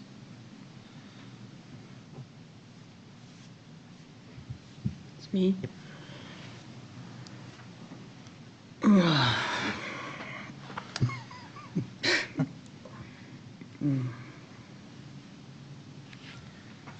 Jenny Sika, yes. Ashley Anderson, yes, I think it should go to action, although I won't vote on it there. Okay, that motion carries. We will bring this back up on the action agenda. Moving to item number 4 on the discussion agenda, new contract position. Superintendent, do you have somebody to present this? Our business administrator, Alan Kersley. Also like to invite Thank you. Thank you. Logan Hall, Executive Director of Human Resources, to come to the table as well. Okay, thank you. So attached to the agenda is 6 positions, although more than 6 FTE, that we're bringing to the board for potential, for discussion and potential approval. Some of these positions are currently funded with ESSER funds, and we're looking to for ongoing funds to keep those going. Some of them are funded with property tax growth funds, and some of them are funded with other resources that have been allocated for different reasons that are no longer used for those reasons. As you can see, there's an elementary counseling specialist, a social worker for the RESET program, safe school specialist, refugee service coordinator, there's 2 FTE requested there, human resource specialist, 2 FTE there, and a marketing and graphics specialist. Attached to the agenda were draft job descriptions for these positions and a brief paragraph explaining the need for those positions. If you would like, we can go into detail on any of them. We've got cabinet members that are here to answer any questions if there's some questions about what those positions do or what the need is for those positions. So back to the board for further discussion. Thank you, B.A. Kearsarge. I just wanted to say, we discussed this a little bit in the Finance Committee, some of the positions, and my questions were answered there, so I know others may have them. But I did receive some constituent feedback about the ongoing balance of the size of our schools and the size of the office. And I know that I know that if you look at like a range of average-sized offices, we're not above the average. We're not adding like so many employees compared to what are the norms. But there remains the question of direct services to students. And I know what we talked about in Finance Subcommittee meeting helped me to understand how a refugee specialist, for instance, would be someone who directly serves students, and how a counseling specialist is really important, and a safe school specialist is a person who has been funded by ESSER who really does very directly serve students, some of our most vulnerable students in our most complex situations. So I just wanted to see if anyone could speak to those ongoing constituent concerns or faculty and staff concerns about when we look at these positions and you ask us to approve them, how do they fall in the balance of continuing to prioritize direct services to students versus purely administrative roles? I'm going to take up some of that if I could. I'm going to bring in a very different area of work, which is nonprofits. Nonprofits are also often measured by their level of overhead. But what they've actually found is that you need overhead to keep things running. You need people in positions in management, in administration to keep things running. I have not seen in coming into this organization that we are top-heavy in any stretch. I have not seen that our people are not running at their edge to get the work done. I think this question of district positions versus school positions is a false dichotomy, actually. It's not an either or in my mind. It is, do we have enough people to get the work done that we've decided to do as a district? Sometimes that role has to be at a district office that's trying to get work done for across the district. And sometimes it is at a school for school, the delivery of direct services to students. I just don't want to fall prey to the question of that by putting somebody in the district office, we're somehow cheating the rest of the programs. I don't think we are. I actually still think we're serving them. Everything we're doing is serving schools in these roles. So I just want to be cautious about the framing that sets that up that way when I just don't think it's accurate. They have done studies of nonprofits and they find that they actually need a higher level of overhead than people typically give them in order to run a good nonprofit. And so to balance that out to me seems a little wrong. I think there's a legitimate question to say, is this position a position of need? Is the work being done the work that we want to get done at the district? Is it something that we're going to prioritize at this time? Those feel to me a better framing of the question at hand than this, a district office versus the schools in this dynamic. I don't buy into that picture of things, particularly when I have seen the work in the district. And as you mentioned, we did some just quick math on looking at our size of district compared to others. We know Utah is lean in its management structure compared to other states. We know Utah spends less money out of its budget on management. Our management came out at 3.5%. I can't remember now, Alan. I shouldn't name It's something. 3 something, yeah. Which to me doesn't seem exorbitant to run a very large and complicated district. You can tell I'm a little fired up about this because I just think, I think the framing gets twisted a little. And I would love the board's direction and questions and concerns about the actual work. Right. And whether or not there's value in that work. And to look around and say, I'm not sure the proper work is getting done, or it feels like there's a lot of people sitting around not doing very much, which I actually just have not seen anywhere in the system, just because education is not that wealthy that we used to laugh at the Department of Defense, and the Department of Education, we would ask for their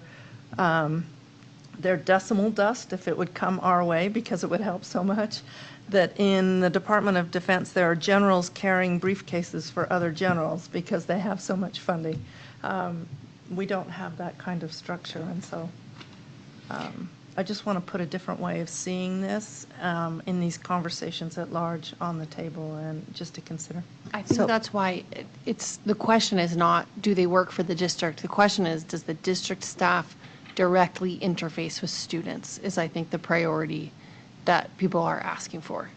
And what I'm suggesting is, when I discussed this, I found that many of these new contract positions do directly interface with students. Some do not. Like a marketing person who's doing graphics, you can say provides more support for our families by getting more information out effectively, which we've been told. But that doesn't directly serve students necessarily, right. especially if they're on their phones when they're not supposed to be on their phones.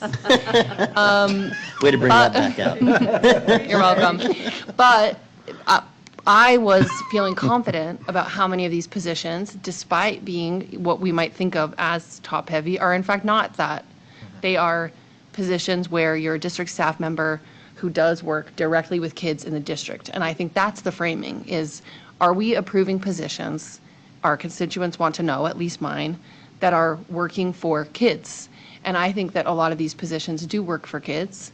And I don't know if there's more we can clarify about that to make people feel comfortable when we approve a position that it will benefit students, whether it's their child or their neighbor's child. I probably jumped too fast then, Ashley, my It's- apologies. No, I think it's a good conversation to think have so. because Okay. it hones in on what's the most important thing, which is actually what people are asking through kind of, the institutional frustrations that build up over time. Yeah. Do these roles serve students optimally? And I felt like in our conversation in finance, we discussed that. So it would be helpful to think through, do we all as a group feel confident about the student-directed part, which is pretty much our job? I think that when you talk about superintendent, there was a comment, or maybe several comments that were made tonight, about, the district and their $700,000, and maybe it should be used this way or that way.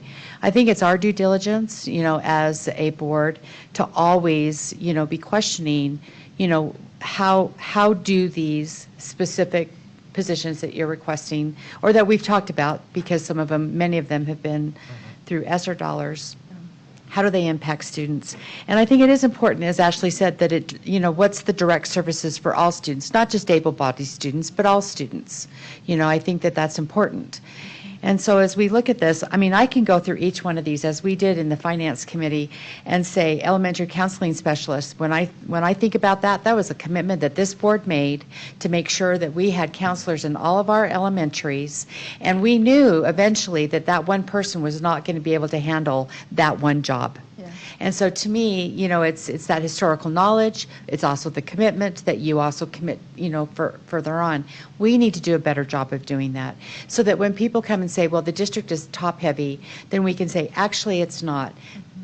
To Ashley's point, all of these things that we're putting together outside of one, which you could still, make some connections, have direct services to kids.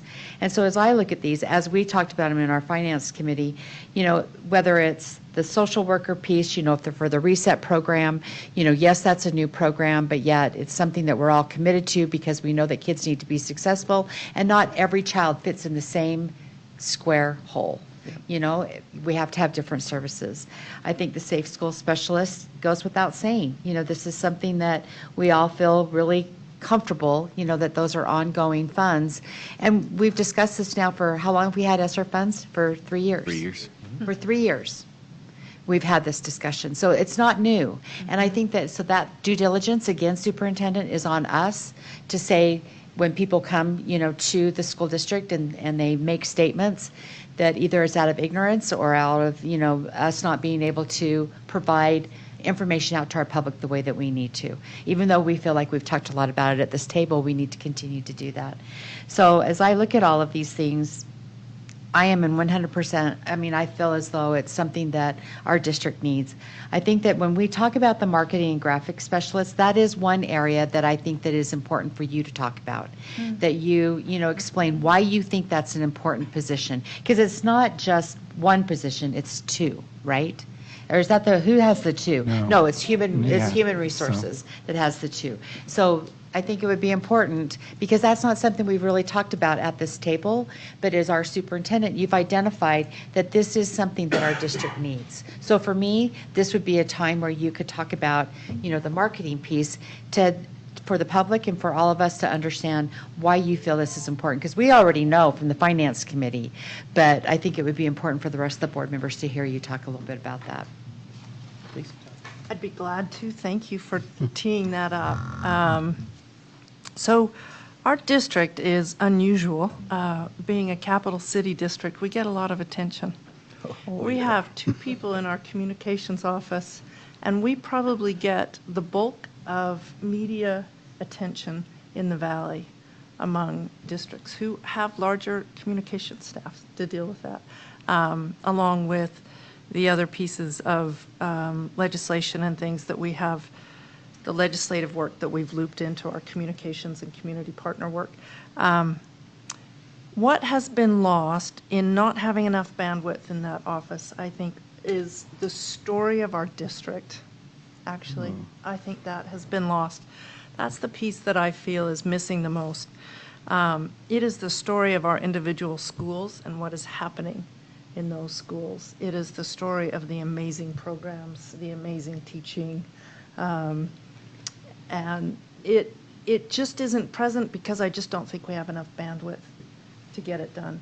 Nor do we have a lot of great graphic skills and technical skills that could pop things up. I have been taking lessons from Jenny Zika on what social media ought to look like. And I'm not going to be in charge of that because I'm not going to get it right. But we need to punch it up. We need to punch it up. And it's not a veneer, it's not a surface look at our district. It is a way of conveying information. And people won't take in that information unless it comes in the form that they'll take it in with, that they attend to, that they're reading about, that they hear and see. And so those pieces are what we're building into this idea of marketing. The other piece is that I would like to drive some campaigns in this district. We have one that we rolled out last week with Dignity. That, to me, has to be a campaign that we sustain over the coming years, and that we just continue to remind and expect people to act with dignity. That will take a concerted effort, and I want to see that as a campaign. We have been all in agreement for years, and I'm just following your lead on this, around reading and literacy, and doubling down on that. There's been a huge investment over this last year and a half or so with our teachers and their time and effort to learn the new curriculum and new ways of instruction. And I want to do more campaigning around that and what we're doing in literacy and what this high-quality literacy instruction looks like. Those sorts of things where we are pushing out information in ways that serve the community are how I'm seeing this piece come into our communications group. And so I'm actually excited about what we can do this way. On top of that, we may have some bonding needs that need support as well as over time. But so that's the vision behind this particular position. Thank you, Superintendent. Thank you, Board Member Sweat. Board Member Jensen. Thank you for giving a little bit more insight, Finance Committee members, on how these positions impact students. I'm still grappling with, and Superintendent Grant, when you were saying that Utah is lean on management, I certainly understand that, but I also think that Utah is lean on teachers and student support at the school. It's just very, very lean, and I think we do a remarkable job. I do too. With what we've been given. One of the challenges that I have is, and I appreciate your expressing that what you're seeing in the district office, people are, on task, doing their job, got a lot to do.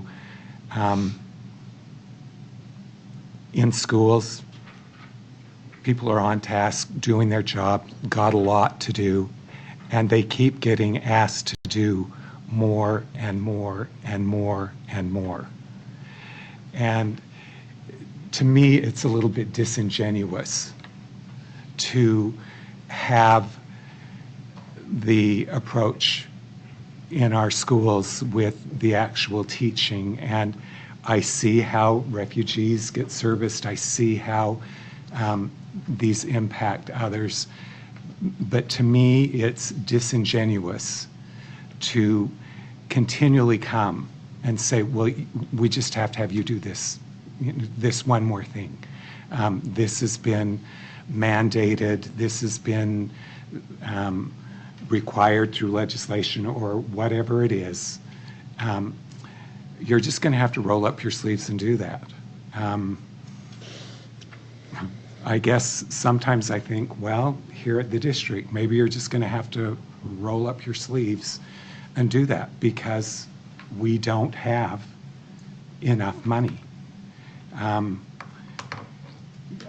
Thank you for talking about the marketing and graphics specialist. I guess I look at human resource specialists and, okay, 2 full-time employees there. Okay, I'm sure you've got a lot of work to do, but when I was in that classroom and I'm thinking, how come I'm supposed to work 11 hours a day? I don't get the sense that at the district they're working 11 hours a day. And I don't want, I understand what you're saying, you know, pitting those things, but to me that's a question. Yeah, this is actually the dichotomy that I don't want to have. I understand that, but it's a Because dichotomy that's out there. But I don't think it's either real or practical to decide who is working harder in the district. I didn't and say it who was may a question of working harder. Who I may was- have more to do. The reason we're adding 2 people into the human resources is because of the demands of schools who said, we're trying to hire and we can't get this work done because there aren't enough people in the office. There actually aren't to keep the hiring going that's needed for the schools. Everything people are doing in district office. There is nothing self-serving. The district office is created to serve schools. I grant that on days there are times that it doesn't serve as well as it ought to, right? That is our role. We are created to serve schools. Every action is built to serve schools.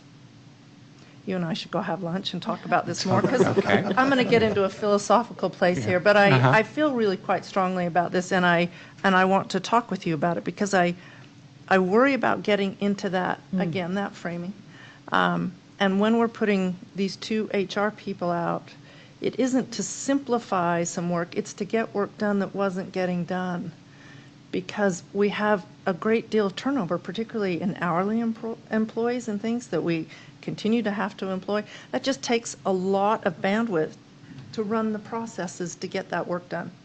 And it wasn't getting done until these 2 employees came in, and then all of a sudden, after the HR report said HR is not responsive, now people are saying HR is responsive. It actually didn't take anything but just increasing the ability of the office to get the work done by putting some people in there to get the work done. So all of this work is built around supporting teaching and learning. All of it is. I think your questions about the value of some of the work we're choosing to put some money behind are good questions. But I don't want to get into a position where we are arguing either or, in a sense, because I don't think that's that's not what the decision-making is, in my mind.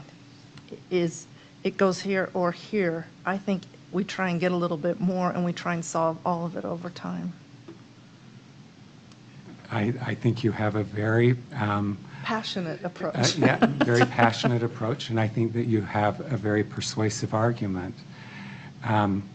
So maybe I should have couched the terms differently when you were saying value. I just listened to a teacher who, to me, appeared to be a remarkable teacher that was saying 79% of my students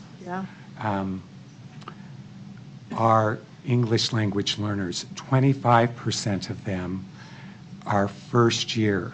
Yeah. And somehow she's just supposed to do that. And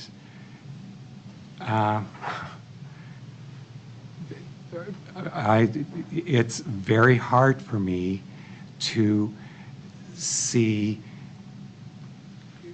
there's value in all of these things. So how do we prioritize that value?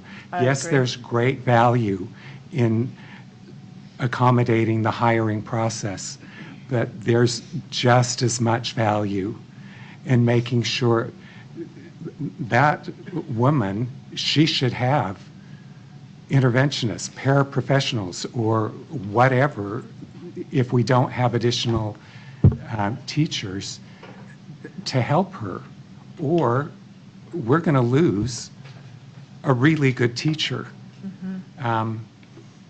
So what I am trying to say is, okay, let's not get into that dichotomy. Let's look at it as a whole, and how do we really prioritize what gives the most value? So, Thank you. Brian, you have just really brought something full circle for me that as a finance committee member, I did not do for you. And so I apologize for that. When we sat with Alan in our committee, we looked at multitude of jobs that are not going to be carried on because we don't have the money to do it. And they prioritized these ones that are in front of you. I'm sorry we didn't tell you that, because I think that makes a difference in the conversation tonight, that we knew through the ESSER dollars there was no way that we were going to be able to sustain a lot of those jobs. And there are multiple departments that are losing multiple people because we just don't have the money to do it. And so the superintendent and the cabinet came to the finance committee, and this was the priority that they gave to us. And I don't think we accepted all. Did we accept all of them? I thought there was a couple that we didn't.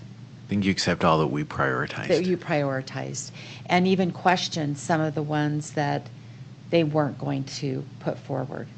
And so that's a missing piece. We should have talked a little bit about that tonight, because that's a really critical piece. It is a really critical piece. So I am sorry that we did not do that for the rest of you tonight, that you weren't a part of that conversation, that Ashley and Mohammed and I were. And it was very distressing to see this three-page document that only had this many highlighted. And that was it. And Alan said it was very distressing for them to have to go through that list. So I can't even believe that we didn't tell you that. So I'm sorry, board, that we didn't share that with you, because there was a process that they went through to look at, to prioritize what they felt was something that we could actually afford to do when we didn't have those ESSER dollars any longer. I'm sorry about that. Thank you. That's your role as the finance committee, and I trust you and rely on, but I need to hear that part of it to understand that you have really gone through and have looked and have decided, okay, these are essential, but there are some that we're just not. We just can't fund it. We can't fund it. Yeah. Thank you for the conversation, and I do have a couple of observations. One, it's hard to hear the dichotomy, right? Like there is this element of frustration out there that Brian's talking about, and I love hearing your passion on us not wanting to get too deep into those weeds, whether realistic, unrealistic, truth or validity, or not any. And to this element of your dignity work and your push there and the campaign there, we should all be Team Salt Lake City School District, and we should all be Team 19,000 plus students in Salt Lake City School District, and each of us, from our custodial teams and our landscaping teams to us as a board, as individuals, we should all be Team 19,000 plus Salt Lake City School District students, and making sure that they're thriving, to use some more words that Dr. Parsons and Dr. Hall have brought to the table tonight, I think is really important. It's really crucial that we remember that. But it sounds like there's still some work to do internally and throughout the system as adults, as teachers, as educators, as board members, as anybody that's staffed, about how we overcome those dichotomies, those discrepancies, those feelings and worries, to make sure that we are serving students to the best of our capability. And this leads me to some of my real question, but I just wanted to point that out as a hard conversation, a difficult conversation, but one of great value, because we put something out there into the world that I think has been unspoken publicly. And now that it's reached the board table, it gives more validity for us to actually do something about it and address it. Back to the topic of new contract positions. How are these prioritized? I think is my big question to B.A. Kearsley and Logan. And were these prioritized through the lens of our strategic plan for student achievement? Right, so each of the cabinet members brought forward their requests. We weighed the requests against the available resources, and then we, superintendent and I, met with every single one that brought forth a request and said, here's our limited resources. Help us understand of your request which ones are the most essential. And so we met with each one of them, and then we boil it down to a number that we could we had the money to address. I can add about the part of the question about how does this tie to the strategic plan for student achievement, in that the presentation from the cabinet members, we wanted to address each of the pillars specifically. I know specifically for the human resource positions, one of the goals on the strategic plan for student achievement is making sure that our classrooms and our schools are adequately staffed. And in order to do that, we need to reduce the amount of time it takes to staff, and making sure that have the bandwidth to hire and do appropriate background screenings and those sorts of things to make sure we have the best people in their positions. In addition, the social worker position, the safe school specialist, those tie directly to strategic plan goals. And so there is a great alignment with the work that these positions will do in helping drive the district forward in meeting our board adopted goals for our strategic plan for student achievement. Thank you for that explanation, and I'm really glad to hear that that lens was used. It's a really important element of what I think this board has given a charge to you and to your cabinet and all the way down into our schools to do. So I really appreciate that opportunity and that lens, and I'm totally in favor of these positions. And to other board members' points, I think they do directly impact the lives of students and making sure that they're successful. So I just appreciate the work of the Finance Committee. Christy, thank you for the apology on that one too, and your work and efforts to help us iron these out and bring us something that we could discuss in a really meaningful way. I think we could probably share that information that we have with the rest of the board. Cool. Any other comments or discussion points?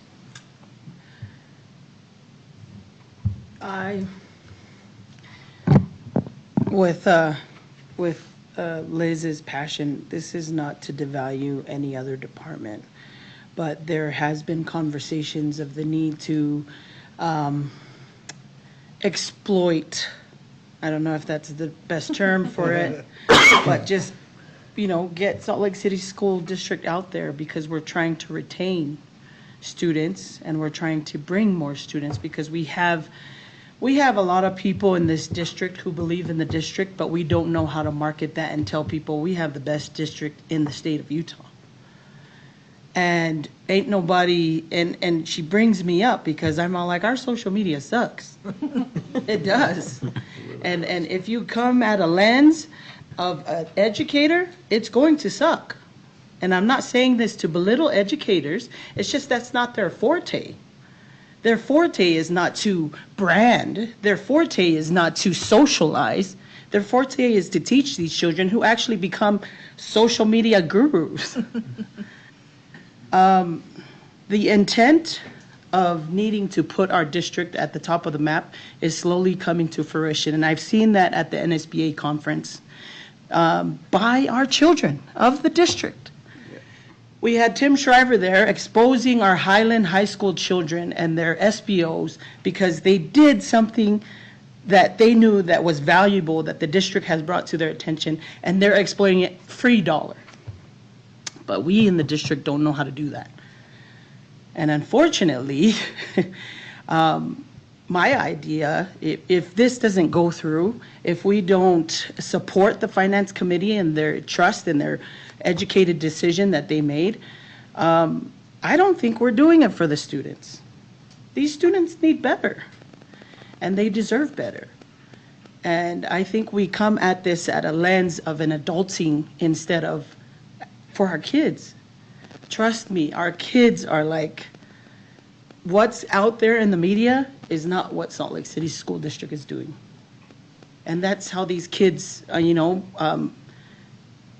put us on the map, because they're doing things that Salt Lake City School District doesn't know how to do. And I think that this is what superintendent's trying to do, is put us on the map some way, somehow, where let everybody know that we are that district, the flagship district that we're in hopes of doing. And I am in support and in approval of this Finance Committee. Amen, sis. Yeah. Thank you, Board Member Seeger. Yeah. Board Member Bate, anything you'd like to add? A motion? Getting there. Board Member Anderson. Everybody deserves a chance to speak. I deserved that. I deserved that. Yeah, so, with my background in HR, any person that you add into the department is actually another, belt that just kind of keeps the machine moving forward. We do not have enough people to work as paraprofessionals or so. If we have more people at the HR department, we'll be able to make that happen. So I'm very confident, in everything that's being provided and these positions and description that is given. I'm a firm believer in the fact that, there is a vision why we have these positions. It's not just, we need this spot here because they're going to do just this, but instead it's like there is a bigger picture of why we want that position. And and I'm going to support this. Thank you. With that, and to Board Member Anderson's request, I will seek a motion. Oh, yes, I moved that, yeah. Oh, is that To what she was action. saying? Move it to action.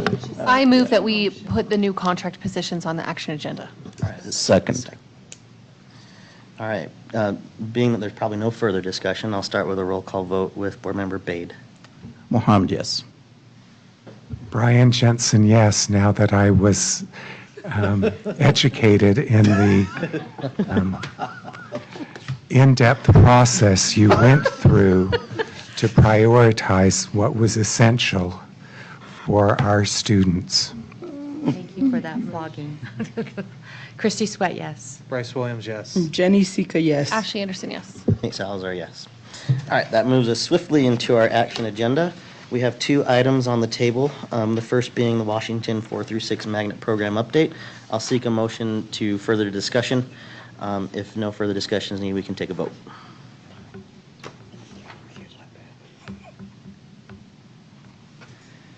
If you'd like to, before a motion.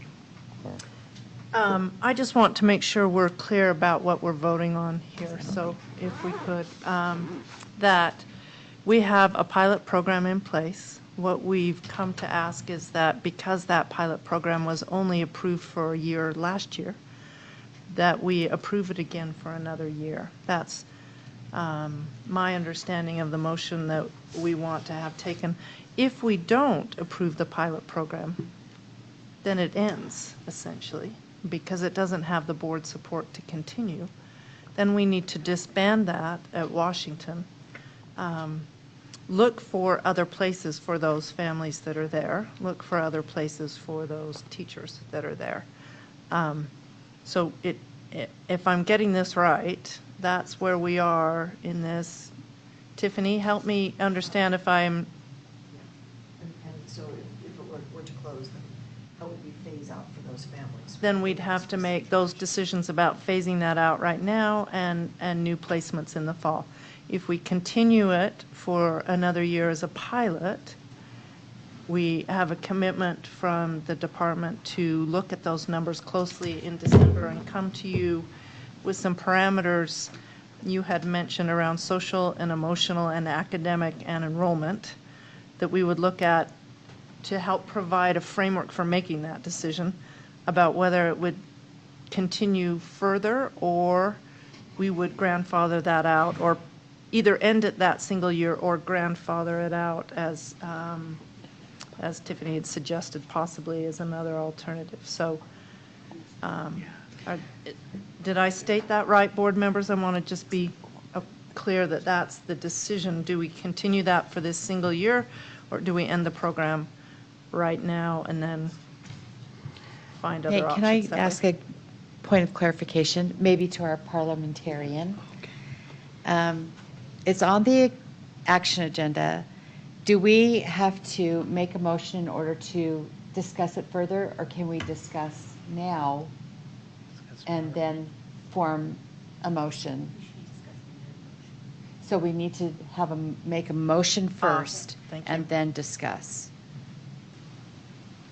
I don't want to make that motion. You guys don't look to me to make that motion. It's late. I have too many strings attached to the motion. It would be like 17 minutes of talking. Okay. What do I have to say?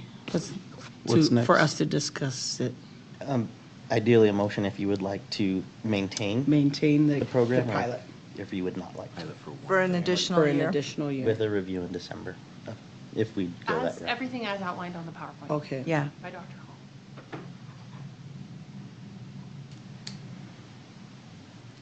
I motion that we maintain the pilot program as outlined on the action agenda. We have a motion. Is there a second to the motion? I'll second for discussion. Got a second? All right, moving into further discussion.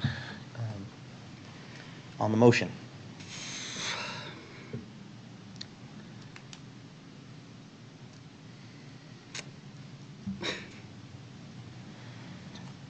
I can go ahead and get us started. I mentioned at the beginning of the discussion portion of this particular topic that we're in a tough spot, right? You know, it's somewhat disingenuous, other board members have mentioned, to kind of put a halt to a program that is already being requested of parents and families and students to enroll in. But I'm also having the heartache of, I'm wishing that the board and the superintendent and all of us as her cabinet would have reviewed this earlier in this school year, prior to where we find ourselves now. So I'm still of that mindset. I would be supporting to maintain the pilot for another year with review of what we're going to do next and what our next steps will be in December.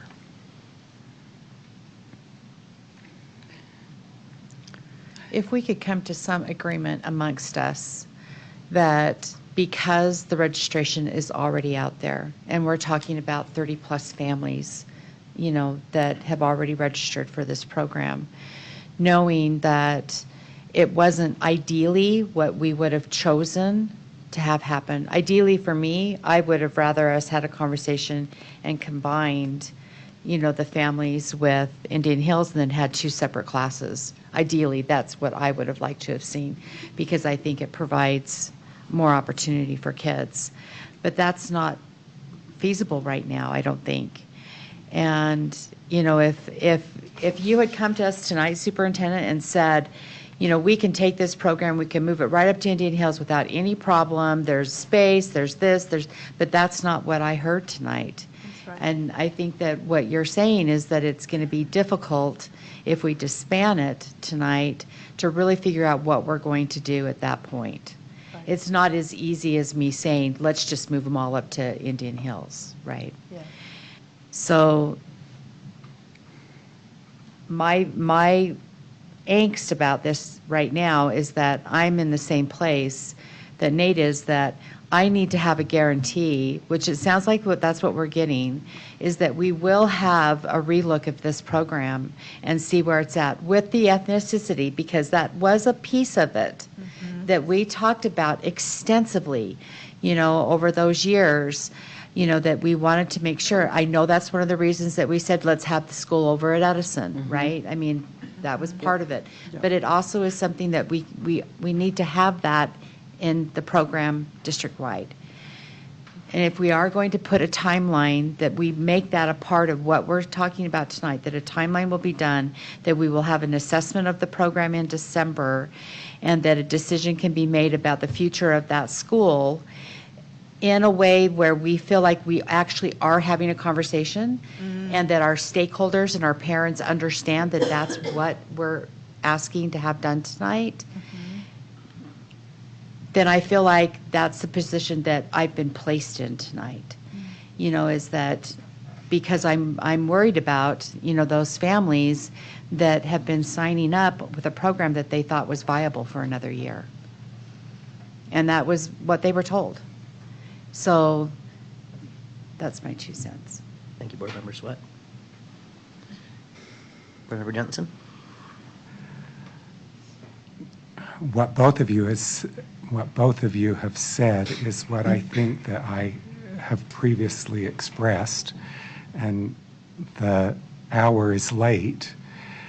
For me, the really hard thing with this is being put in this position where there is not a good answer.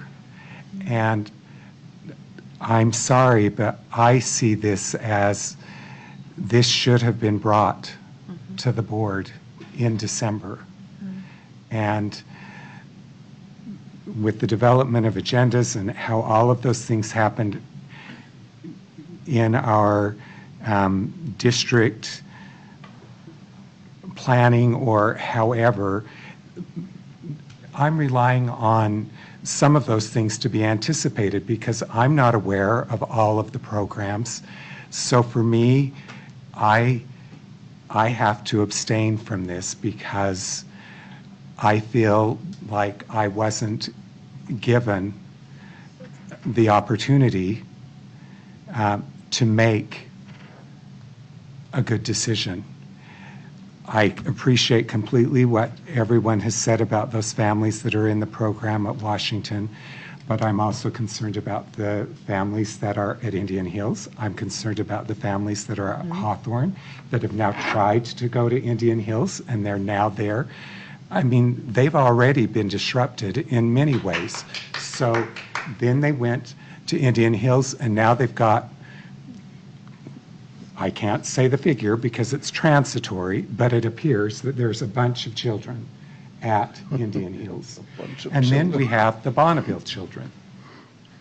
And are their parents going to decide to even participate in a program? So if the board decides that, a majority of the board decides that they want to abstain, then what's the end result? If that's what the vote is that there's 4 people that abstain, then what next? I believe the motion fails and... The motion would fail, right? And what would happen? The decision would be a no, basically, per Jenny Sika's motion, and we would have to disband the program and it wouldn't exist next year. Okay. At least that's my understanding. Parliamentarian? Yeah. Okay. Is that correct? Any other further discussion? And, yeah, so, so if this does not move forward, so it is still a bit early in the process that parents, since it's only like 30-some parents or so, I don't know how complicated it is, to have, let's say, okay, so we have these 3 teachers or so that are going to be in this program here. If they were to be teaching at Indian Hills, then we will be consolidating the classroom, reducing them from 30 plus to like 20 or so. See what I'm saying? So it'll have like Yeah. I just wanted to say, I think we're engaging at this point in speculation that is not real. That none of us know how many students are enrolled. I mean, that's the criticism from the community, is that this presentation, as it was posted, didn't include other magnet data. So I think it would be wrong for us to speculate about the future of the magnet, because as Dr. Hall stated, if the motion failed and the program was dissolved, the next step would be deciding if that would mean the program doesn't run again next year with new students. It also doesn't mean that the 5th and 6th graders evaporate into, she said, would the direction be the next step to grandfather it in, so on and so forth. So we're jumping ahead to where to move students when that was not part of the question or the information we were given. Right. And also not our job. So if in fact the motion, if the motion passes and it proceeds as outlined in the PowerPoint, if the motion failed, then there is next level direction to give, and it's not going to happen as part of this discussion, because we can't, as a board right now, tell Dr. Hall to place students at Indian Hills. We don't have that information. Of course, yes, absolutely. But also, again, here I go back to what Brian is saying. It's like not giving enough time to have, enough information and accurate information for me to make a sound decision. This is where it's hard, because we've been dealing with this in our district for so long. So many things come at the last minute to our lap, and we have no choice but we need to vote or make some decision of some kind. And this is something we've been trying to correct. And personally, this is why I'm abstaining, because I have not had enough time to really, get some concrete, more information that I need. Like, there is no reason for us to be sitting here and not knowing what is the enrollment at Indian Hills, for example. But I don't think this vote affects the enrollment at Indian Hills. No, but there's just like information for me that I would like to know, because it'll help me in deciding, what I'm going to do next with Washington, because I'm seeing the enrollment of Washington. Mm-hmm. And to me, those numbers will help me determine if I want this program to continue or not, because there is data from when it started to where we are right now and what we are projecting. And it really is just not enough information for me to sit here and, vote and say, yeah, I'm going to move with this program. Thank you, Mohammed. Appreciate it. Okay, if there's no further discussion, I think it's time to go ahead and call for a vote on this.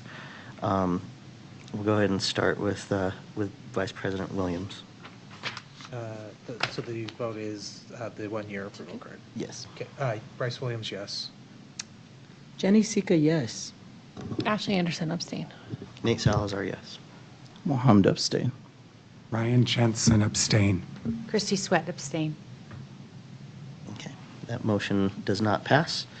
And that brings us into the next elements of our agenda, which are a superintendent's report if needed. Or you have another action item. Oh, gosh, excuse me. Look at me trying to jump ahead. The next action agenda item, thank you, Vice President Williams, for keeping me on track, are the new contract positions. I'll seek a motion. I move to approve the contracted positions as stated. Second. Okay, we have a motion and a second on the table. Any further discussion?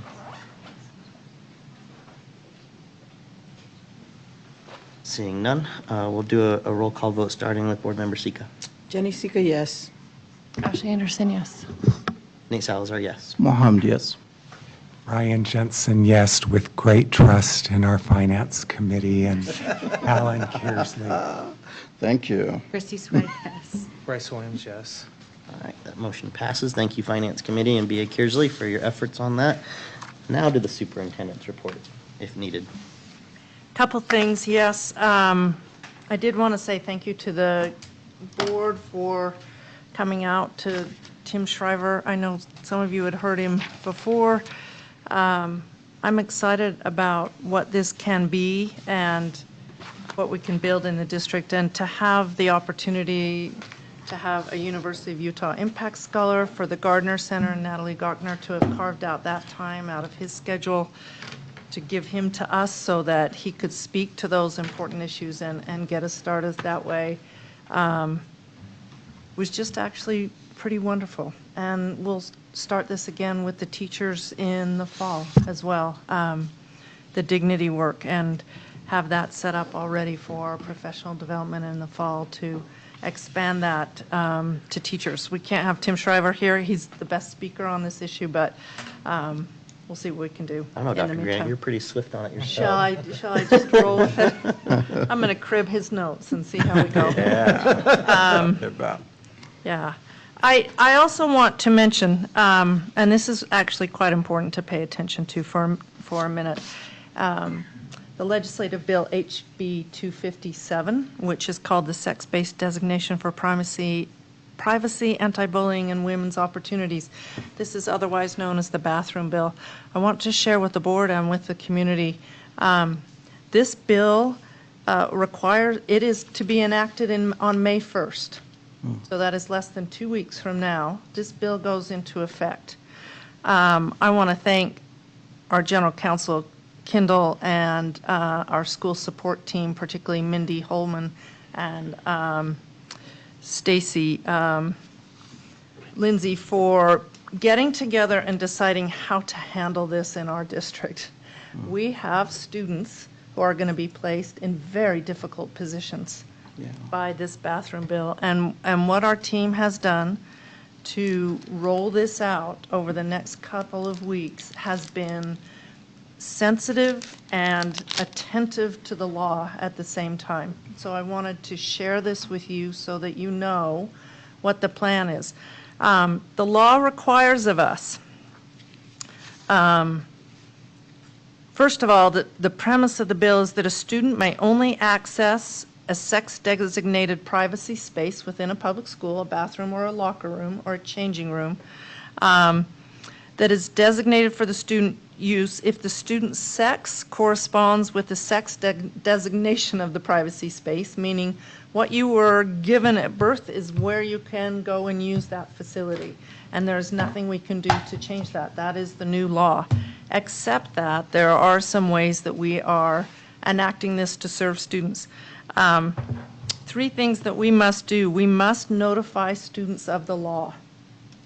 This means all students. This is like K through 12, that we're notifying students. And the team put together a very simple, straightforward presentation for teachers to give in their classrooms so that the teacher who knows the students best is sharing this information that just states, if your sex is designated as this, you go to this bathroom, and designated as that as you go to that bathroom. And if you are uncomfortable about this or need some other accommodation, please talk to an adult, and we'll come up with a privacy plan that will allow use of another facility within the school. So we have that in place. Those conversations are going on right now in that our counselors, our administrators, our teachers are reaching out to students who are already on our G24 plans that we know may need this kind of accommodation and a plan according to the law.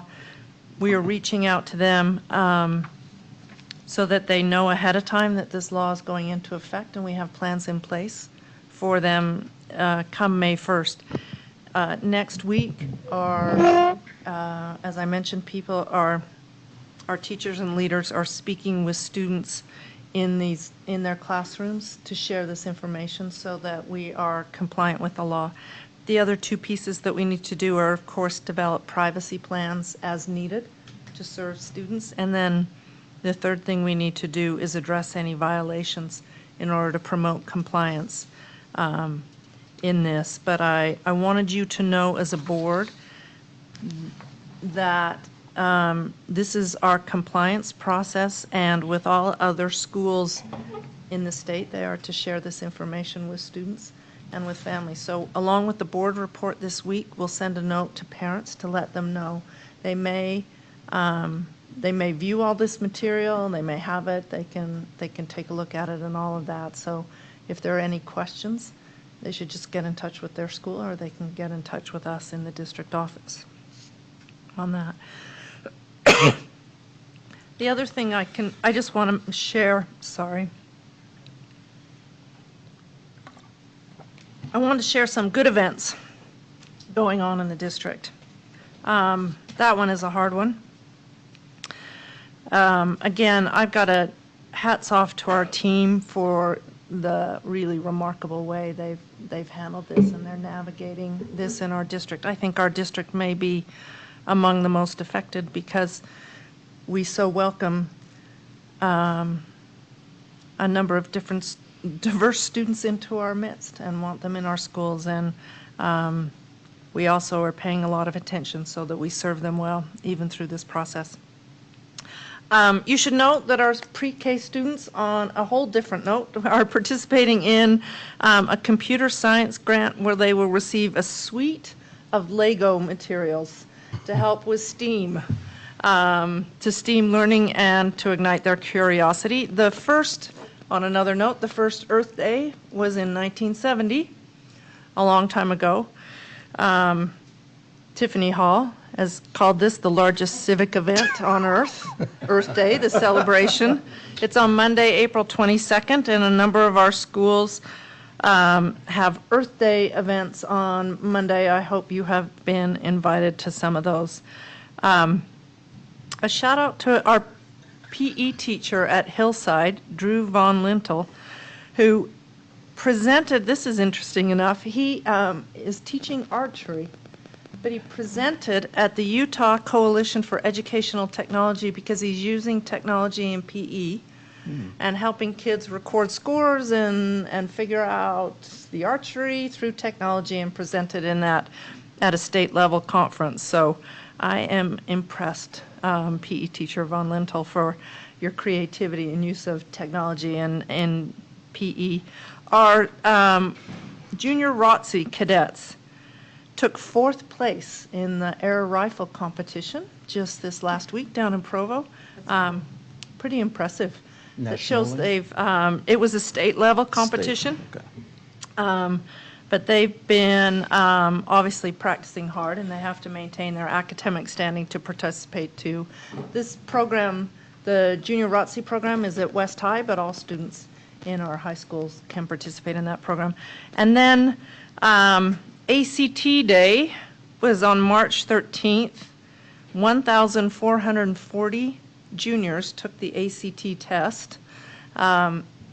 It is a required test of the state of juniors that we put out, but that was 84% of our juniors district-wide. And big thanks to schools, teachers, and all who supported that day and got people prepared for the test. The number will just go up as more makeups are done over the next few weeks as people complete the ACT. So throw out some of those good news moments. Thank you. Thank you, Superintendent. Board member reports if needed. We'll start with first hand. Board member Jensen. Well, there's a couple of things. The first one, I feel like I need to respond to a comment that was made in the public request time. I take very seriously the consent agenda. I look through every one of those items.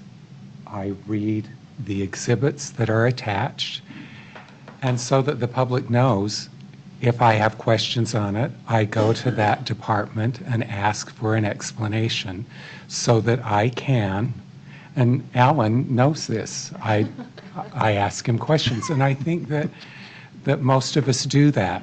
And I want the public to understand that when we get that, I think that that's a part of my responsibility to look at that. And when I agree to that consent agenda, I am doing it knowing what I am consenting to and having checked if I had questions. Okay, then I just have to thank the district and Christina Kendall for that presentation that you did last week with the bathroom bill. I attended that, and to me, when we're talking about how we're a team, that was a team effort. There was the district that had to respond to a challenging piece of legislation and how to properly implement it in our schools. The teachers were there too, and were, I felt, responsive in, okay, help us understand how we go about this. I thought that that was a positive exchange, and thank you for addressing it that way. And now from what you're telling us, they'll go into the individual schools and that will be addressed. Third, I want to thank Christy for a wonderful NSBA conference. I felt like the seminars that I attended were really informative, and I have said to some of you other board members that I hope that we will have a time when we can share those things. And Ashley, I missed you not being there and understand why you couldn't, but I would think it would be beneficial to share some of those practices that are really being successful in other districts. Maybe we can do that in our retreat, or I would hope that we have a time to share with each other. Finally, well, thank you for trusting the policy committee. You all affirmed those in the consent agenda, and I want you to know, you reported to me how we looked at each one of those policies and we discussed them. Superintendent Grant participated with our committee and with Christina, and thank you. Finally, in my assignment on the USBA, I just need to let you know that tomorrow there is a JLC meeting if you would like to participate. I am planning on being there. Christy, we're going to drive down together. If someone else wants to get in my car, you are welcome to do that. It's not going to be here in Salt Lake City. It will be in Spanish Fork, 350 South Main at the Nebo District Office. It starts at 9 in the morning. The following week, I will be at the Board of Directors meeting for USBA in St. George, and I will report anything that we are presented there in our next meeting. Just so that you can have this on your calendar, on May 15th, there will be another JLC meeting. And there are significant things that are being discussed in JLC, and I think that this will all be leading up to a delegate assembly in June. So I think that it's important for you to be aware of May 15th, another JLC, 9 a.m., again at the Nebo District Office. There will be a pre-delegate workshop in June. That is June 7th at 6 p.m. So this is for those of you that are delegates. Be aware of that. And then June 8th will be the delegate assembly, where I think they will be relying on that delegate assembly to determine positions that we are going to be taking in regards to recent legislative action and things like that. I'll also report to you on the executive committee with USBA that I will be attending on May 10th. Thank you, Board Member Jensen. Board Member Sweat? So, like Board Member Jensen, it's rare that I feel like I want to address the same comment from a request to speak, but I think that when we're admonished to do better, I think that we as a board have been working to do the best that we possibly can as elected officials It's not been easy the past 3 years, and I think that we have we've joined together and have done a better job. I think that superintendent goes back sometimes that when things are said, that don't ring true, that we do have to make sure that we put out correct information. Yep. And, as Brian has said, consent agendas are important. And I know what our work is when we come to this board meeting, and I believe that every single one of us do that. And so I know you are already doing better. And so I just wanted each of you to know that I recognize that in this board and in this district. I also want to say thank you to all of you that came to New Orleans. I think that it's important to get feedback from all of you. And so I, too, am looking forward to the conversation that we have about what workshops rose to the top for you, because that's something that is good feedback for the conference for Atlanta. So I'm looking forward to that conversation also. Superintendent, I think when you talk about being a flagship district, for our district to be, I believe, one of the first districts to hold that presentation that Ms. Kendall put together at Highland is an example of us being a flagship district. Mm-hmm. That in all the years that I have sat on this board, I have never worried about compliance because of Ms. Kendall and her expertise around those things. And like Brian, I heard compliment after compliment from people about that presentation that was given at Highland. And I don't think I'm wrong. I think that we were the first to step out front and to do that. And so my hat's off to the district administration, to Ms. Kendall, and for people who showed up at Highland that night, because they care about how this is going to impact our kids. And that resounded to me very deeply, that we have people who care about how a piece of legislation is going to impact our kids every single day. So I appreciate that meeting was set up the way it was, Superintendent. Thank you for making it mandatory. I thought that was really important. And for anybody who missed it, I'm assuming that you're also having other meetings for the people that weren't able to make it that night. So thank you for that. And last thing that I want to say is I hope, Superintendent, that you know that we are here to help you be successful. That is important. I hear us say it all the time. I hope you continue to know that we need to be able to work with you as a team. And I think that tonight, although some of the conversations were hard, that we need to continue to make sure that we buoy you up and buoy up the administration and your cabinet to know that we want you to be successful. So how do we find those pathways to continue to always do that? So thank you again, and I appreciate your leadership and the work that we're doing together as a board and as a district. I'm going to be as fast as possible. As we all know, I have committee updates because we have not had a meeting between our last finance subcommittee meeting and now. So in the finance subcommittee meeting, we discussed, in addition to the contract positions that we've already reviewed, the external audit calendar with Squire and Company. And we also continue to more deeply dive into these ESSER-funded positions. In the Human Sexuality Committee meeting, we also recently reviewed the Newborn Safe Haven program as required by law, as well as elementary school maturation and bloodborne pathogens materials, which we need to review as part of the health curriculum.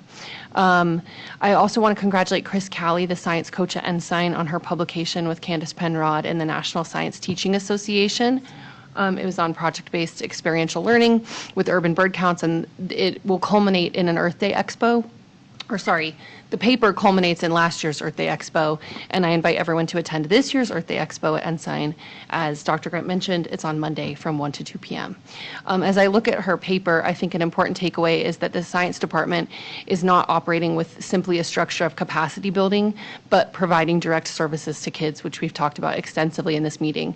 As part of the project, Chris had to lead direct instruction in classrooms, organize visiting guests, and assist with the logistics of running field trips. And as I've mentioned many times since joining the board, our models in this area kind of run the spectrum of options, and I think this is an option for more people to learn about and lean into the success of the way the science department is running their coaching model.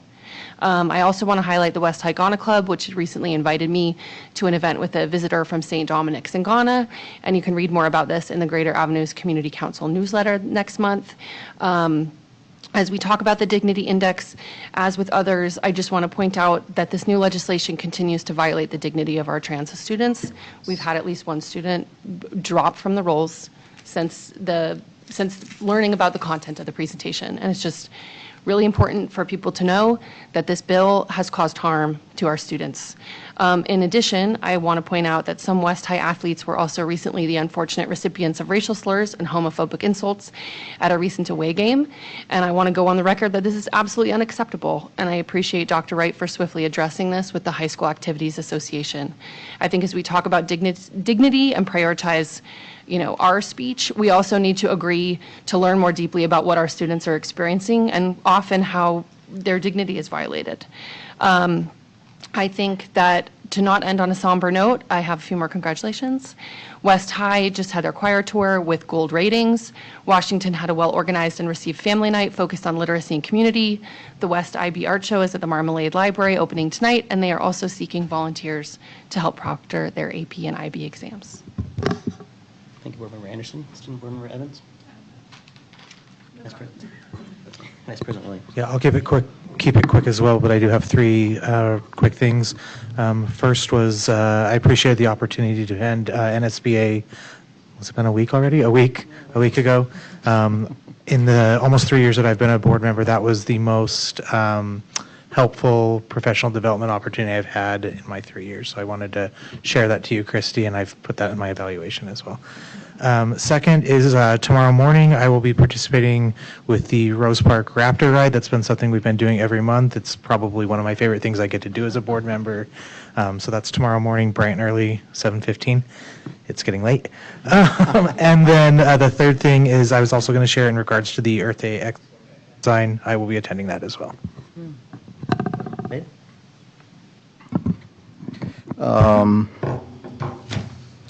I don't know where to even start, especially after hearing about the bill. Well, first of all, I want to thank our district for doing what you're supposed to be doing. And this is going to be like a very hard week for so many kids and so many families. And I would urge, our families and teachers and staff to be a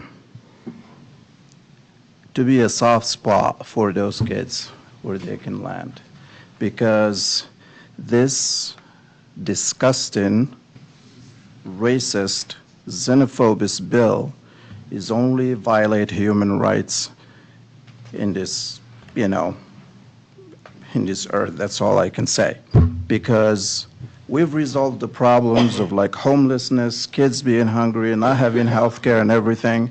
And the last thing we are like focusing on is bathroom bills. I mean, I don't know exactly how I should go about this. I don't care who's going to be saying whatever about what I'm saying here, but, I just hope that all of us are going to be there and responsive to those families whose children are hurting. So many hearts are going to be broken. Really, so many hearts are going to be broken. And it's just not right what is happening. And we need to make sure to let them know that, regardless of all the policies that are out there, they'll always feel home in our district.